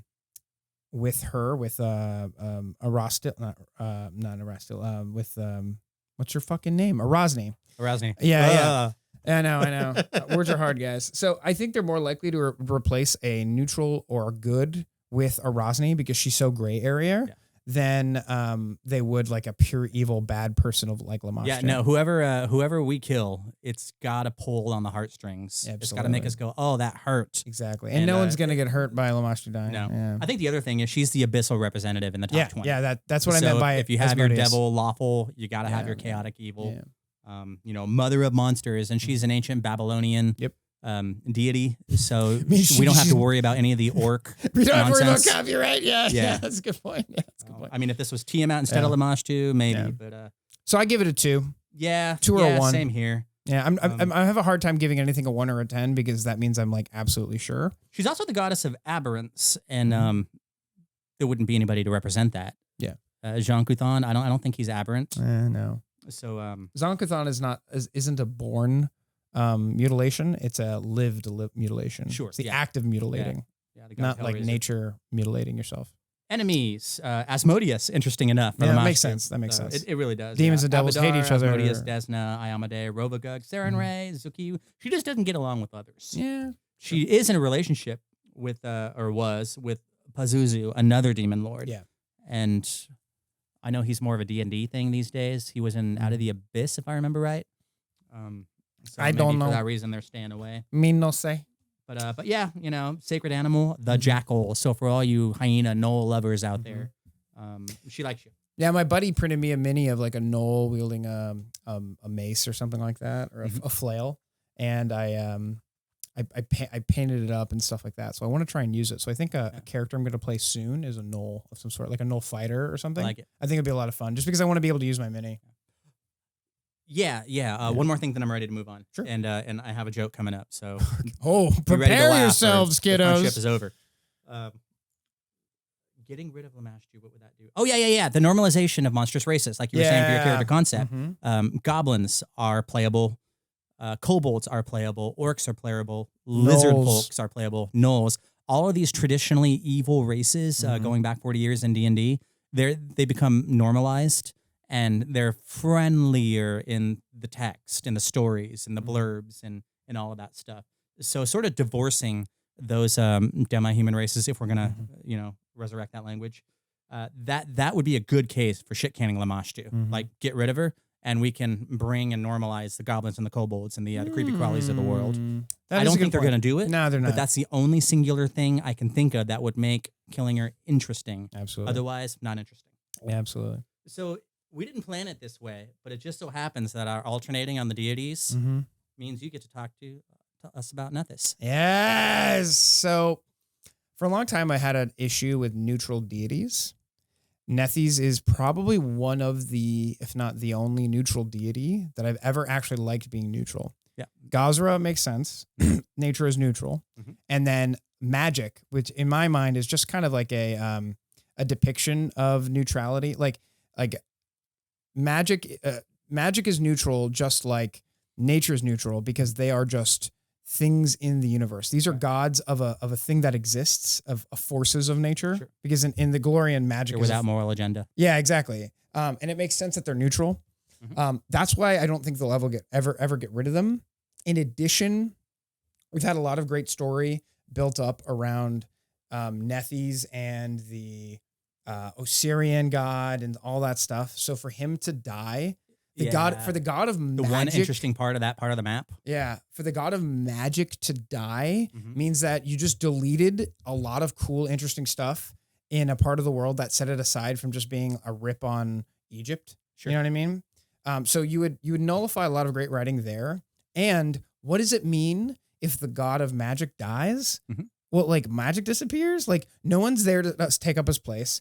No one is going to be like if Arazni steps in and she's not obviously going to fill the role of the person who dies necessarily, but she kind of has to, right? So for her to step in and for the god of magic to be gone doesn't make any sense. And fucking Archives of Nethys, dude. Yeah, what are we going to call it? They're getting rid of Nethys because Archives of Abadar just doesn't have the same ring to it. Exactly. It would be so boring. You said something multiple times during this conversation, and it's really wrecking my brain. the idea that if the god of magic dies, does that mean magic will disappear? Yeah. What do you mean by that? Because my understanding of the deities of Golarion isn't that if they disappear, so does everything in their portfolio. It's just simply like, these are the most powerful representatives of people whose areas of concern are whatever's in their portfolio. In my mind and my understanding of this mythos, but also the mythos of just how people write for Methesin. Generally speaking, just like we just said, Nethys is a force of nature. And for that god to die, it suggests that force of nature has been stricken from power. You know what I mean? Yeah, but magic existed before Nethys existed. Did it? Yeah. How? Did Nethys Nethys ascend? was not the first creature in this cycle of existence. Got it. But did Nethys ascend to like Norgorber did? Or like Irori did? My understanding is Nethys was just a dude, and then he acquired so much knowledge that his brain exploded. I see Nethys as sort of like an Irori kind of ascension. And I might be wrong on this, but I don't remember anything about Nethys being like an original force in the cosmos. I think he was walking around in the desert sands. Oh, I'm totally wrong. You're right. He was a god king of Osirian who ascended to magichood. Okay, yeah. Totally. That so makes, like, yeah. Like it's all all coming these back things to me the now. gods have areas of concerns over pre-existed them. They're just sort of like, they're responsible for them now. Yeah. I see them more as stewards of areas that makes of sense. cosmos. That makes sense. Yeah. But yeah, if Nethys goes, that's bad for the setting. Exactly. It's a branding issue. Branding issue. That's a good point. Like, he's an original character. Not a lot of other D&D settings have a god of magic quite like Nethys is, and they're not trademarked as well. Like, right. From a trademarking perspective, from like the Paizo's perspective, they have gods that they can trademark really easily, and gods they can trademark a lot harder. Like, no one can fucking trademark Asmodeus. No one can trademark the one we just talked about, the mother of beasts, Lamashtu, because these are biblical things, right? That, you know, Nethys is highly IP and trademarkable. Yeah.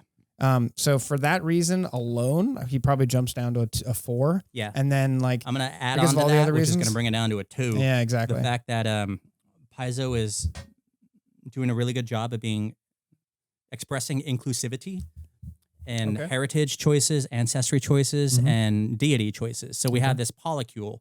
You didn't have polycules in D&D in the gods. You know, it just didn't happen. It's part of like canon material.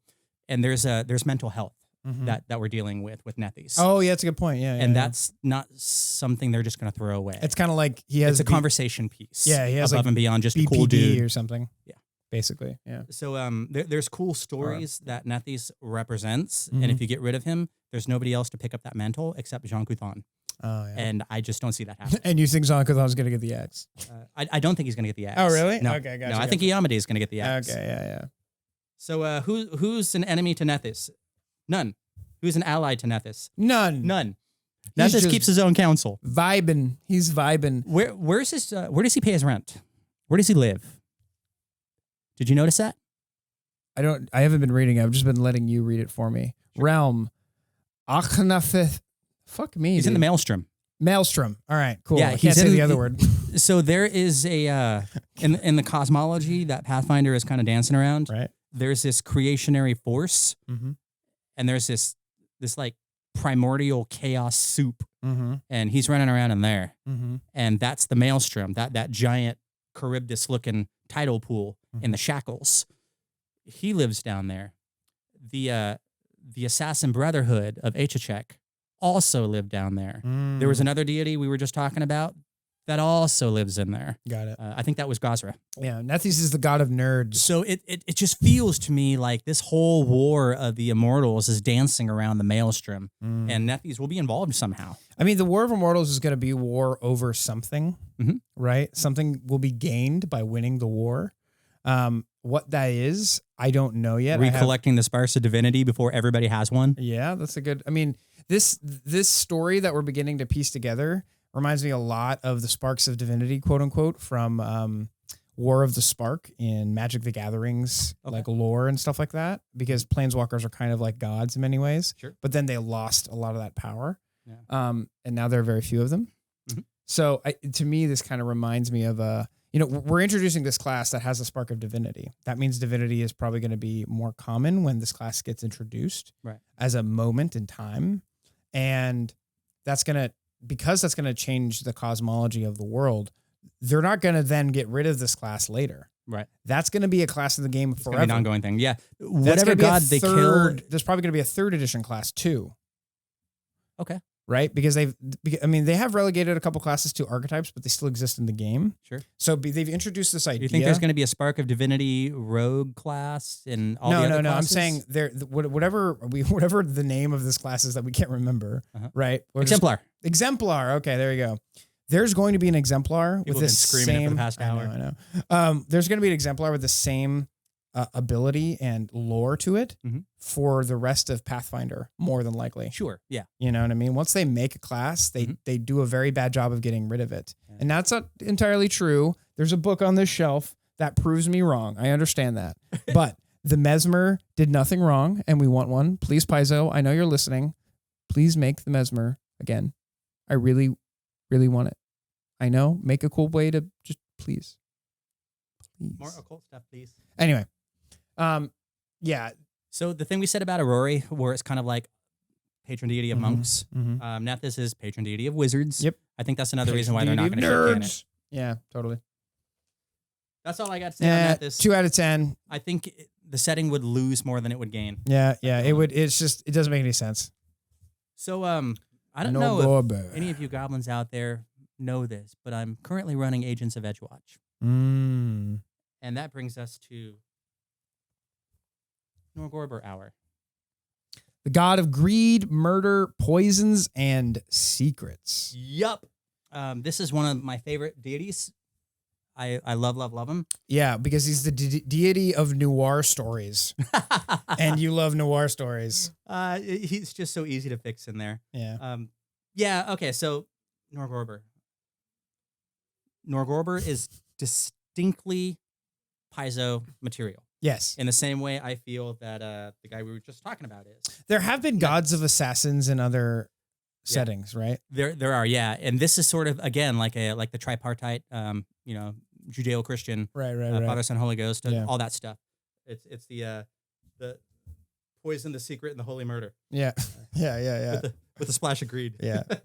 So the idea of breaking a single deity into 4 distinct parts that we can focus on and have separate conversations about them. Every deity we've talked about so far, we've had a singular conversation to talk about all of them. You can't do that with Norgorber.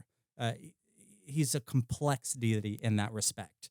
So if you have sort of like a brotherhood of Asmodean worshipers, and there's 100 people in that church, you're kind of looking at the same dude 100 times, more or less. But if you have 100 Norgorberites, you're looking at 4 different kinds of Norgorberites, and so on and so forth. There's a lot of depth to this god, a lot of depth to this character. I have a hard time believing the god of assassins is going to get assassinated. Yeah, the god of murder is going to get murdered. It smells like it's ripe for red herring action, but not actual actionable action. Yeah, and the other thing is, like, we just had a bunch of really great stories written about him in 2nd edition. The only thing going for him as far as getting killed is that he's an ascendant, just like the other 3 were. So yeah, he's a natural target for the praying mantis. Starstone. Yeah, exactly. Enemies: Abadar, Cayden Cailean, Erastil. Oh my god, he has so many enemies. Iomedae, Sarenrae, Torag. Allies. Achachek is an ally. That makes sense. It doesn't make sense to me. Really? If Achachek is supposed to be going after people who are stealing immortality or preventing people from ascending, did he just change his mind after they have already ascended? Okay, well, I think... Like once you cross the threshold into divinity, does the praying mantis just not give a shit anymore? I don't really know, and maybe we need to go and read his entry in the book, but I think what Achachek is all about is allowing the right people into divinity, right? Achachek is kind of the last guard behind this test of the Starstone or any other power that makes you a god to make sure that you're not going to fucking ruin it for everyone else. He's going to lose his shit when these divinity sparks start getting passed around exactly. from Walmart to Walmart. At least that's my understanding of Achachek and the kind of where they're pushing his story to go. Because there's another thing. That would be cool. I could be into that. I had to read a lot about him because of the research I did on Arazni and stuff like that. Dude, the Red Mantis Assassins and the Pathfinder Society scrambling over each other to get all these shards of divinity. I've always wanted to be like a Red Mantis assassin in a game, and I've never had the opportunity. So maybe War of the Immortals is going to be my opportunity. Yeah. That'd be really cool. Yeah, they did an entire adventure path on this guy. It's amazing. I love it. I run it, and I will be running it for 4 more years. But killing Norgorber, I don't see what that does. I don't think what that contributes to the conversation. There's a legend, and I don't know if it's apocryphal or not, but if Norgorber's identity were ever to have been realized, then he would lose his divinity. That's part of his story. So he doesn't need to be Achilles' killed. heel. He just needs to be found. Found out, right? Yeah. And there's just if there's no Norgorber replacement if you get rid of him. You can have gods of assassins because they're all over the different D&D settings and all that, but none of them are Norgorber. You know, the Father Skinsaw, Blackfingers, you know, the Grey Master. They took the idea of making a god of killing things and really gave it personality that you don't find in Forgotten Realms, you don't find in Dragonlance, you don't find in Vampire, the Eternal Struggle. You just don't find in any of these other settings. He's a highly marketable character too. He's iconic. He has like distinct IP away from other gods, like you were saying, from other IPs.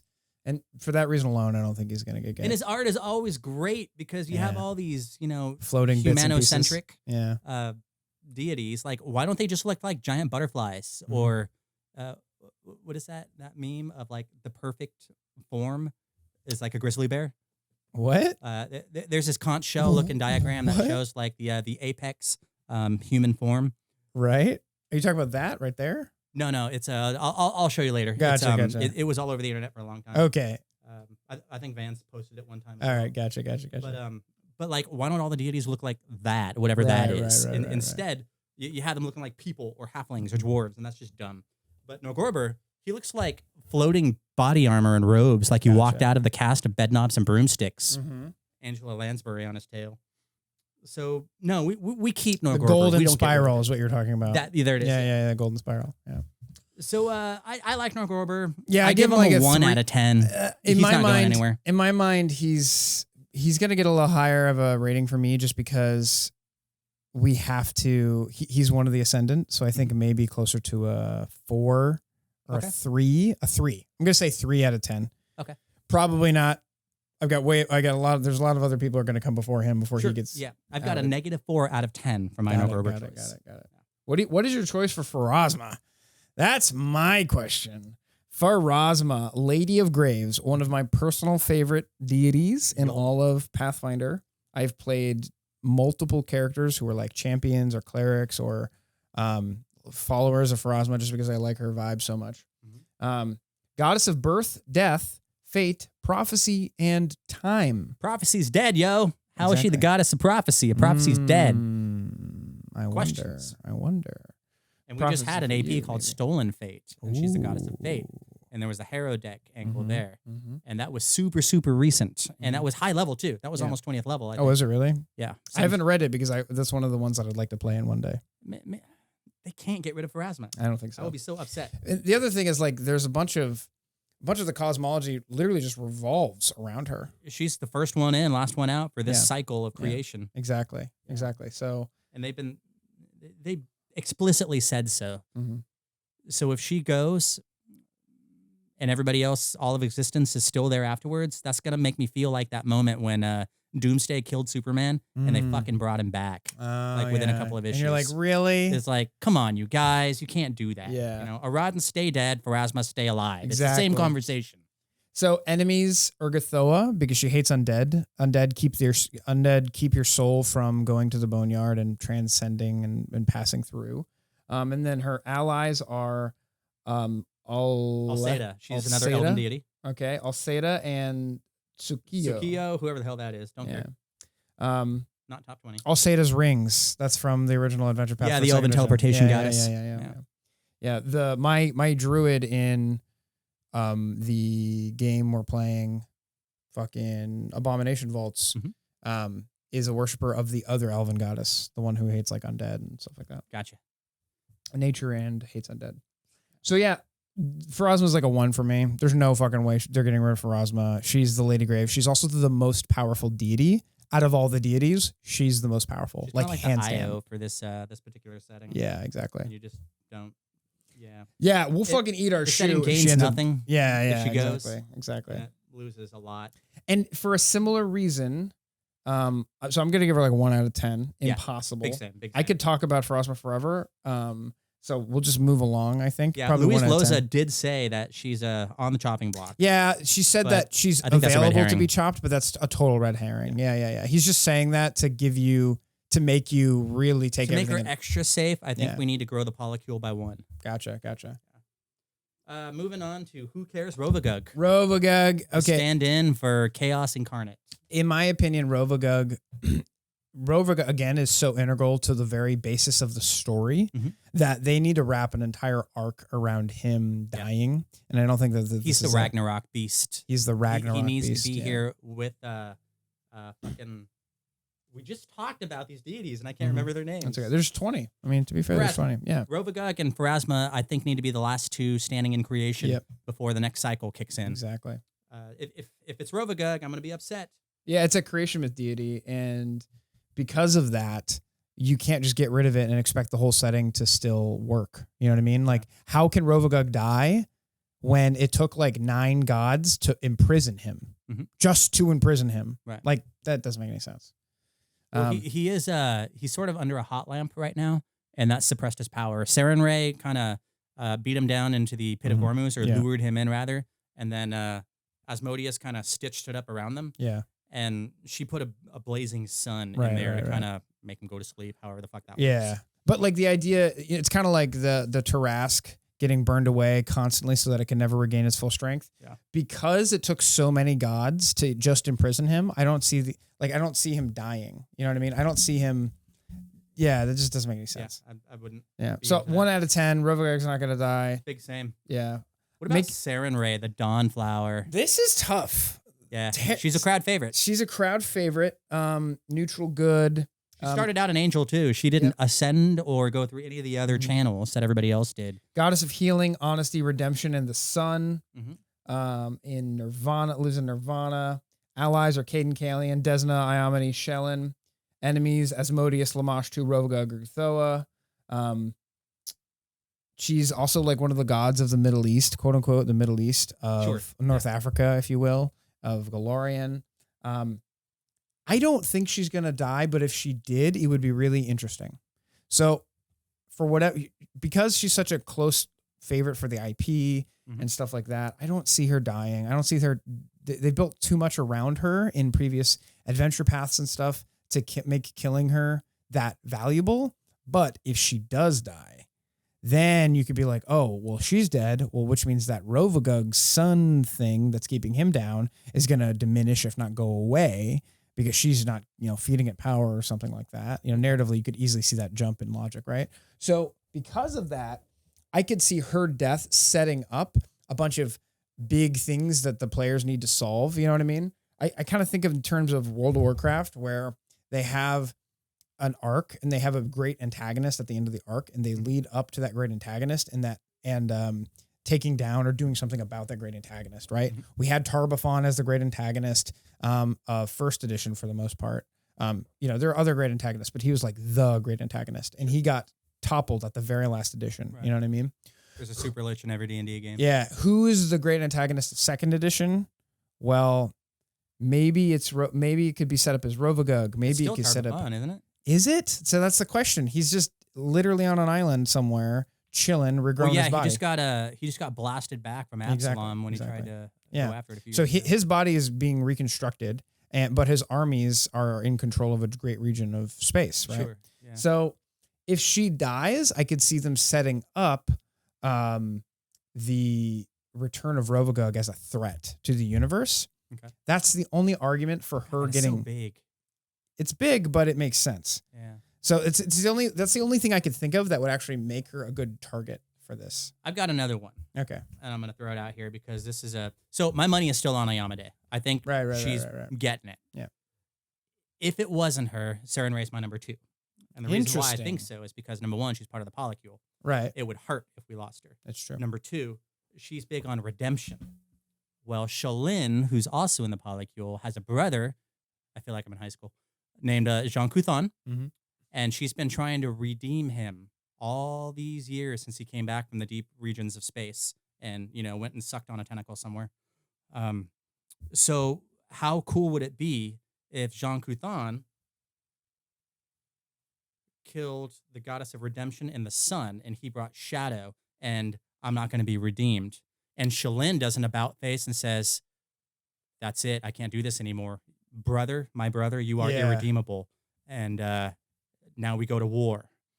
So I think if one member of the polycule is going to go, it's got to be Sarenrae. And Zon-Kuthon brings darkness to where once there was sun. So this is an interesting thing. In the Luis thing, he says definitively that we're going to the polycule is going to change of some sort. Not the polycule is going to change, but he specifically said that the pantheon within which the polycule represent. So the pantheon has a name. It was like the radiant something. A rainbow ray, or the prismatic ray. The prismatic ray pantheon, which got consists of 3 deities, and it's the polycule. Got it. So it will be changing, whatever that means. I think it means somebody's going to be subtracted from it, meaning dead. Somebody's going to be added to it, so we'll go from 3 to 4. Or somebody is going to change within it and remain there. And one possible fan theory out there I've heard is Zon-Kuthon eats his sister and becomes sort of like a Gozreh-style dualistic deity. Gotcha. And the other 2 within the polycule are going to have to wrestle with that and deal with that and try and figure out where do we go from here. So when you take the dark god of pain and torture and pounding nails into your head, and then you merge that with the female deity of music and love and community and coming together around the campfire to sing ukulele songs into the morning. When those 2 come together, what does that look like? And that's interesting to me. Yeah, so totally, if Iomedae survives, I want Sarenrae to be next on the chopping block. Okay, gotcha. Just because it's the most interesting. Yeah. And all the redemption stories we've been having since first edition, because everybody's a flaming cleric of Sarenrae. Yep. I mean, smiting demons and devils. The iconic cleric is a cleric of Sarenrae. Yeah. I think this would be a nice. Oh God, maybe that's an argument that against. That might be an argument against Sarenrae getting the chopping block, just because there's so much iconic artwork already established for this one character, and for them to lose their god would be like a lot of work. Yeah, the tenor of the artwork would shift going forward, much absolutely. like the last 12 Nights of Iomedae got a little darker. That's a good point. That's a good point. So I think that would be and then that would also lead into what you were saying about the rough beast Rovagug, and there's that to think about. So I'm giving Sarenrae probably a 5 out of 10. 7 out of 10. 7 out of 10. Yeah, Iomedae is an 8 and Sarenrae is 7. All right. I see you. We're pushing through the alphabet, you guys. Shelyn. Yeah, we only have like a handful left and we're done. That's good because everybody stopped watching by now. Yeah, I don't think so. We're only 2 hours into our podcast. Holy shit. That's okay. This is our top 20, you guys. This is fun, dude. This is fun. So Shelyn, the god of art, beauty, love, and music, and good vibes in the 70s. You know what I mean? The Greek Aphrodite as opposed to the Roman Venus is how I'm looking at her. Okay, that's one way to look at it. Yeah, totally. I can see. Okay, you're painting a picture for me where Zon-Kuthon and Shelyn get in a tiff. It could be that the god dying is them combining, and now we have one less god in the pantheon, and an entire country sinks because countries worshiping Zon-Kuthon and stuff like that. And there's a huge stir up there. I could see that as a major shift. Do you remember the artwork for the exemplar? Yes. What's the weapon? It's a hook. Is it that? No, it's not. It's not a glaive? No, it's not a glaive. Oh, okay.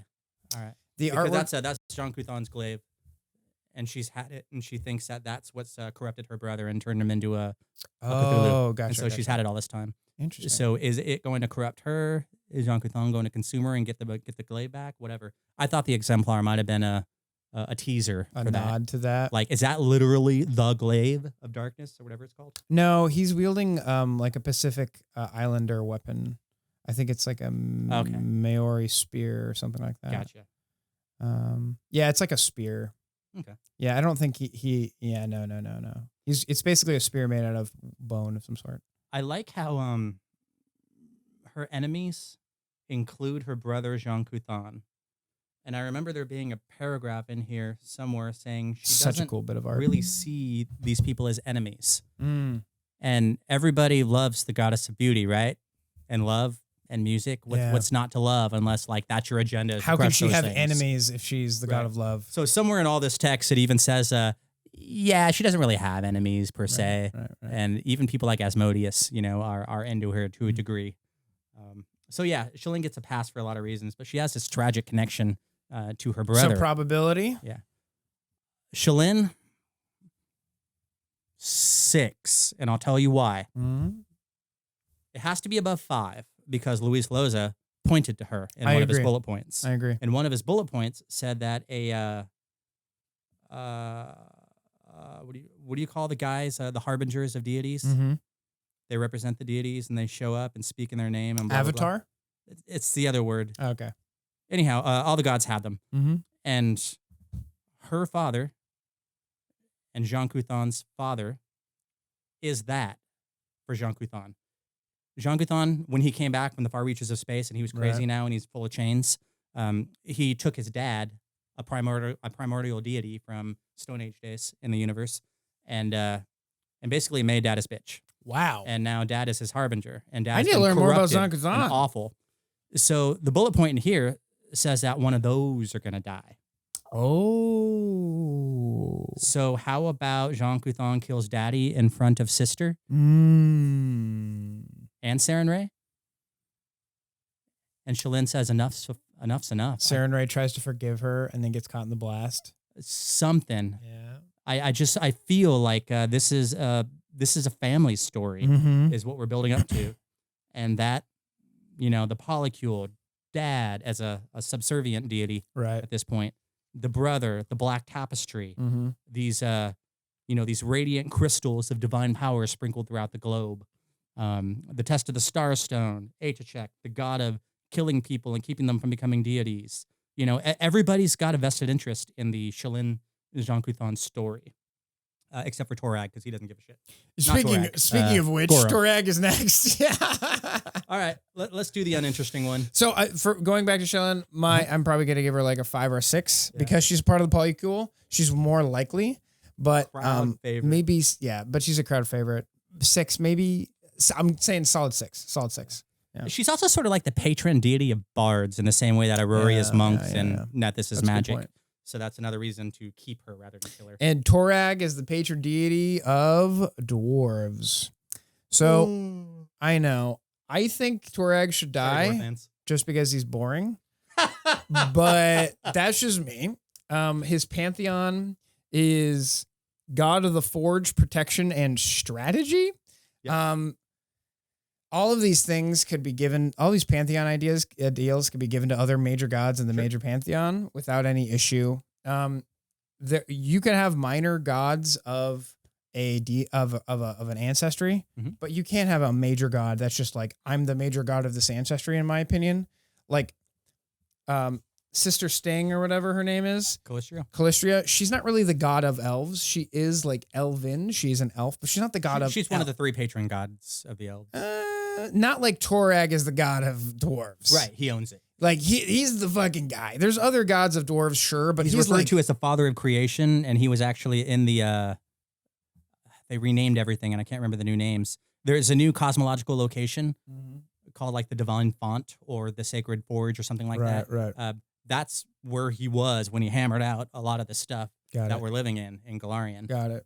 So he's I think he's legitimate, but I'm not interested in dwarf stuff, and that's a me thing. Less so than a same. And I mean, they just came out with the dwarf book, which in my mind makes and a dwarf AP and a dwarf AP, which makes it actually less likely. I haven't read the AP though, so there might be some juicy details in the AP but nothing I came across. Yeah. However, one of the bullet points Luis Loza pointed out is that a major orc deity is going to die. Oh, and okay. We've been talking a lot about dwarves and orcs and the push for the sky back in the historical record and all of that stuff, and how the dwarves were actually shitty people. Yeah. And the orcs got the rough end of that deal. And by having a major orc deity die, it almost feels like there's sort of this bad dwarf storm coming. Right. as a part of whatever this War of the Immortals is going to be. So that's all speculation, but that's what we're here for. And I don't think it's enough speculation to make me think that Torag is going to get the axe or the hammer. But like He's in a relationship with the gnome deity, I believe, maybe Ramadazzle. Yeah, Ramdazzle. Yeah. I think he's like training her. He helped her she's his become a protege. god. Yeah, he helped her become a god. She stole. She tricked him into it, but yeah, Sure, yeah, but like she stole an item, and I think he's the reason why. it was a bet. Yeah, or something like that. Something happened between the two of them, and now they're friends. Which makes sense because they're both like underlings, like they're people from the Underdark, Sure. under area, Underlings. the dark people, from the under place, But like they're people of the darkness. They're both they represent ancestries from underneath the ground. The So Darklands. yeah, Darklands. There you go. Yeah, I think Torag is only interesting for me if we're talking about Droskar as a counterpoint. What's that? Droskar is the dwarven god of toil and work, and working until you're gray and dead. Oh, gotcha. Overworking, die from, The god of exertion. he's the Protestant god of dwarves. You know what I mean? Protestant work ethic. Come on, man. I'm going to move on from that All one. right, that's fair. That's fair. So Yeah, so given, Torag, I've got a 1 out of 10, Yeah. and I don't care if he lives or dies. me neither. Urgathoa. So Urgathoa is the goddess of disease, gluttony, and undeath. There Yeah. we go. Jinx, now none of us can talk for the next 2 hours. Yeah, there you go. Urgathoa is going to be a major player in the War of the Immortals, but I don't think so? she's going to be. I don't think she's going to be the one who's getting axed. Too much of the setting wraps around undead, much like classic Dungeons and Dragons is all about dungeons, dragons, and giants. Mhm. Pathfinder is a game whose story wraps around demons, devils, and undead. Those are the 3 major antagonists of the entire series. So for Urgathoa to go away would just throw so much shit out of whack. It just doesn't make any sense. She's also a fan favorite. A lot of people love Urgathoa. She's been the god of so many major antagonists. She's a big part of the IP. She's on the interesting in too fucking- many ways. She's on the cover of the old book. You know what I mean? So She it's has like wonderful art. Yeah. She's just hanging out with the 4 horsemen of the apocalypse. vibing. She lives down there in Abaddon, Yeah. chilling with them. She thumbed her nose at the first person to exist in the universe and the last person to disappear from the universe. Yep. She basically just said no, fuck you, and she went over and ascended in her own right. Mhm. She's the goddess of eating all the things and drinking all the things and fucking all the things. She's the goddess of gluttonous excess in material desires and sensations. She's got her own people following her on Galarian that are interesting. She's wrapped up in the Arazni storyline. She's wrapped up in the Tar-Baphon storyline. She is so interconnected that if they were to get rid of her, that's a lot of threads they'd have to tie up. Yeah, it's a lot of And work. you can't do that in one book, I don't think. You can't. I mean, I don't think think it's going to be her. any threads that do happen aren't going to get tied up in one book. Yeah. Like, let's be honest. Like this book is going to start to unravel threads, Mhm. but it'll be multiple books before they all kind of get smoothed over. Sure, yeah. Yeah. But I think, God, what could we gain if she were to be dead? The ascension of Arazni could speak to that conversation. That would make sense to me. I think Arazni is going to ascend, and they're going to become mortal enemies, which makes me think that they're enemies. immortal enemies. Yeah. So meaning that it actually means that she's less likely to die because when Arazni comes up, they're going to be in contest with each other. You know what I mean? They're going to be opponents. They're going to be enemies.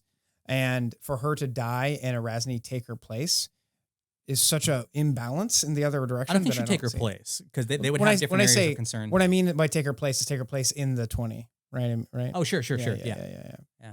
So to I me, it's kind of like two. the idea of like the undead deity that rises. Mhm. It's not the god of undeath. Mm, Like there is no god of undeath anymore. If Urgathoa were to go and Arazni were to rise. yeah. But wait, isn't she undead? Yes. So isn't she the goddess of undeath? Well, No. Arazni's not. That's interesting to me. Arazni may not be undead anymore. Is this a new thing? Yeah, when she got her physical body annihilated Uh-huh. in the Spark of Creation battle with Tar-Baphon, she may not be undead anymore. Oh, okay. So there's a question mark on that. Yeah, there's a Okay. huge question mark on that. Yeah. Urgathoa is awesome. She's different than any other god of Yeah, when disease, they- gluttony, and undeath when I've seen they- in any other setting. Exactly. When they made her all about gluttony and shit on top of being the undead god, then I was interested. Yeah. So I'm giving her a 2. Urgathoa is not going to die, but she probably will become a major antagonist once a foil. She'll become a foil to Arazni Sure. as she comes up. Yep. I'm with you. What's on your there. number on? And also just as a side note, because this is going to lead into the Right, Zon-Kuthon conversation, she is the. Where did you go? Her worshippers include Sybarites, and if I remember right, Sybarites are like the Cenobites from Hellraiser with the nails in the head, Okay. and that's Zon-Kuthon territory. Oh. So her being a major player in this, if Zon-Kuthon does eat his sister, blah blah blah blah blah blah blah, I can totally see Urgathoa playing a big part of that on the side of Zon-Kuthon, not just because they're both despicable and reprehensible, but because she has active worshippers running around that deal in Night Zon-Kuthon is an ally of hers, so it makes sense. Sure, yeah. All right, the last one on the chopping block. The Midnight Lord. The Midnight Zon-Kuthon. Lord. What do you think, Eric? Lawful evil, god of darkness, envy, which I always forget, loss and pain. He lives in the shadow plane, allied with Urgathoa, enemies with Desna, Shelyn, Rovagug, and Savannah. Desna and Shelyn, but not Sarenrae. That's intriguing to me. I don't know why yet. Relationships, Shelyn's his sister. His dad is his servitor. And worshippers include the desperate, the sadists, the shadow cultists, the torturers, the Velstrax. Sacred animals, the bat, blah, blah, blah, blah, blah, blah. God of the void. He's Hellraiser in this setting. Yeah. If you kill him, all you have is Asmodeus and Urgathoa to play like the heels, the gods, the darky McDark. Oh, and deities. Lamashtu. Yeah. What do you mean? I never think of her as a deity. I always think of her as like a demon lord. Oh. And I think of her in the same breath as like Pazuzu and. Well, I think of Asmodeus Two-headed as monkey. just a devil lord in the same breath as I think of Lamashtu as being a Sure, demon yeah, the lord, demon you know devil what I mean? thing. Where this guy would be more of like the. No, that's lawful evil. Lawful evil, yeah. I don't know. I think he's interesting. I think he's got the Black Tapestry connection. He's interesting. I think he only, heralds the end of the universe. He's interesting only because of those connections. Without him being the brother of Shelyn and the Dark Tapestry connections, he's just become such a flat character. Black character. Okay. There's also the issue of the birth of the nation of Nightall, which should probably be a part of the conversation. So Absolutely. like 10,000 years ago. That's when what I Earthfall referenced happened, earlier. Yeah. He made a deal with the people. It's basically a deal with the devil. Mhm. And he said, I will prevent the destruction of your civilization if you worship me ad infinitum. And then they did. So now you have this shadow realm called Nightall, and they just worship Hellraiser things. So he's got a solid, rock solid foothold on the continent in the same way that Devil Boy Asmodeus has in Yeah. Chiliax. Have we had a major adventure path? We've in had an Nightall? adventure singular. Okay. Cradle of Night, I think is what it was called. Okay. But we haven't had like an AP volumes 1 through 6 or anything like that. And we're so far overdue. Yeah. And with the Rage of Elements going into the Shadow Plane and talking more about that, I think there's development space going forward for it, maybe even intent. Because I've always been interested just to see like what the society is like. Yeah. What is the architecture like? Sure. In Nidal, what is that? There's a gazetteer for Nidal. It's most of the major places had them. Okay, cool. It's like $20, $25 at this point or something I'll have like to that. find First that. edition. Yeah. But yeah, it's a military theocracy. So Gotcha. the That makes triune sense. runs the place, and it's very hierarchical. Gotcha. And you pay your tribute to Zon-Kuthon because that's the debt we have to pay 10,000 years later as Gotcha. citizens of this nation. Gotcha. And we all look like we walked out of an 80s metal band. Pasty white people. Yeah. So chance to get the axe. I think it's pretty high. Actually.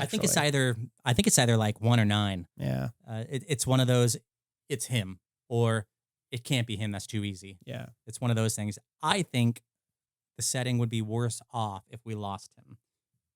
I think what could we gain by killing him?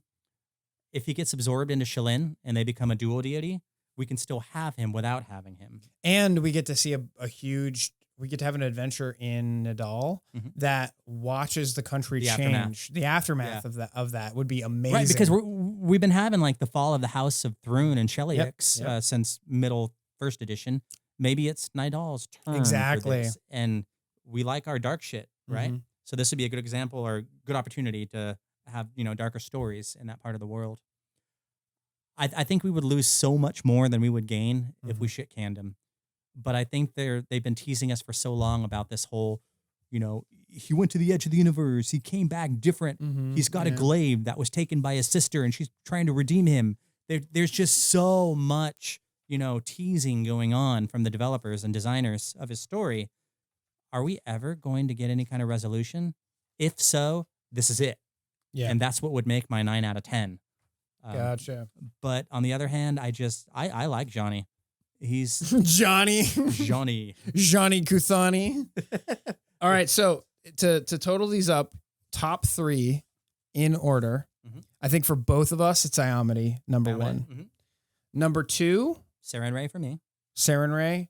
My number 2, Zon-Kuthon. Yeah. It would make so much sense in the Pantheon, and we're replacing this like strong, dark male character with a possibly still evil with a strong dark female character, but also not as dark and a lot more deep and interesting than before. And then what's your number 3? Desna.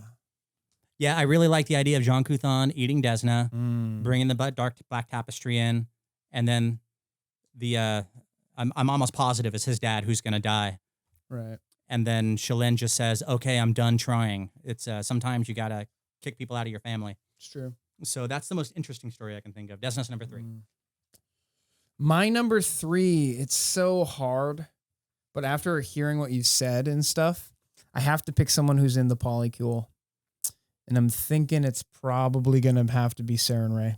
Yeah. She makes the most sense. She just makes the most sense.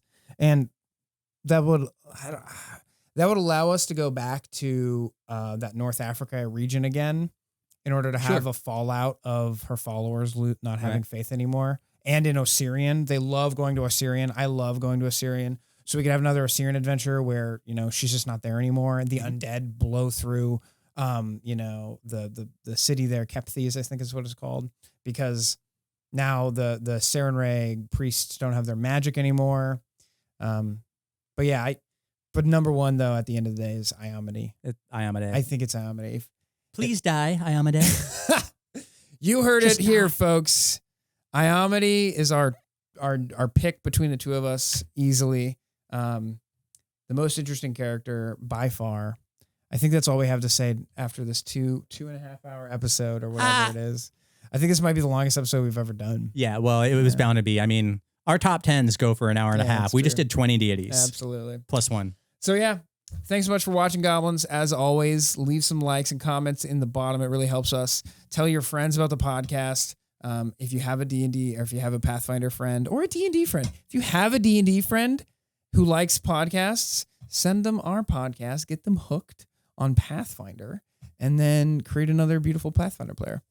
Thanks so much for hanging out with us. And as always, keep it weird. Keep it weird.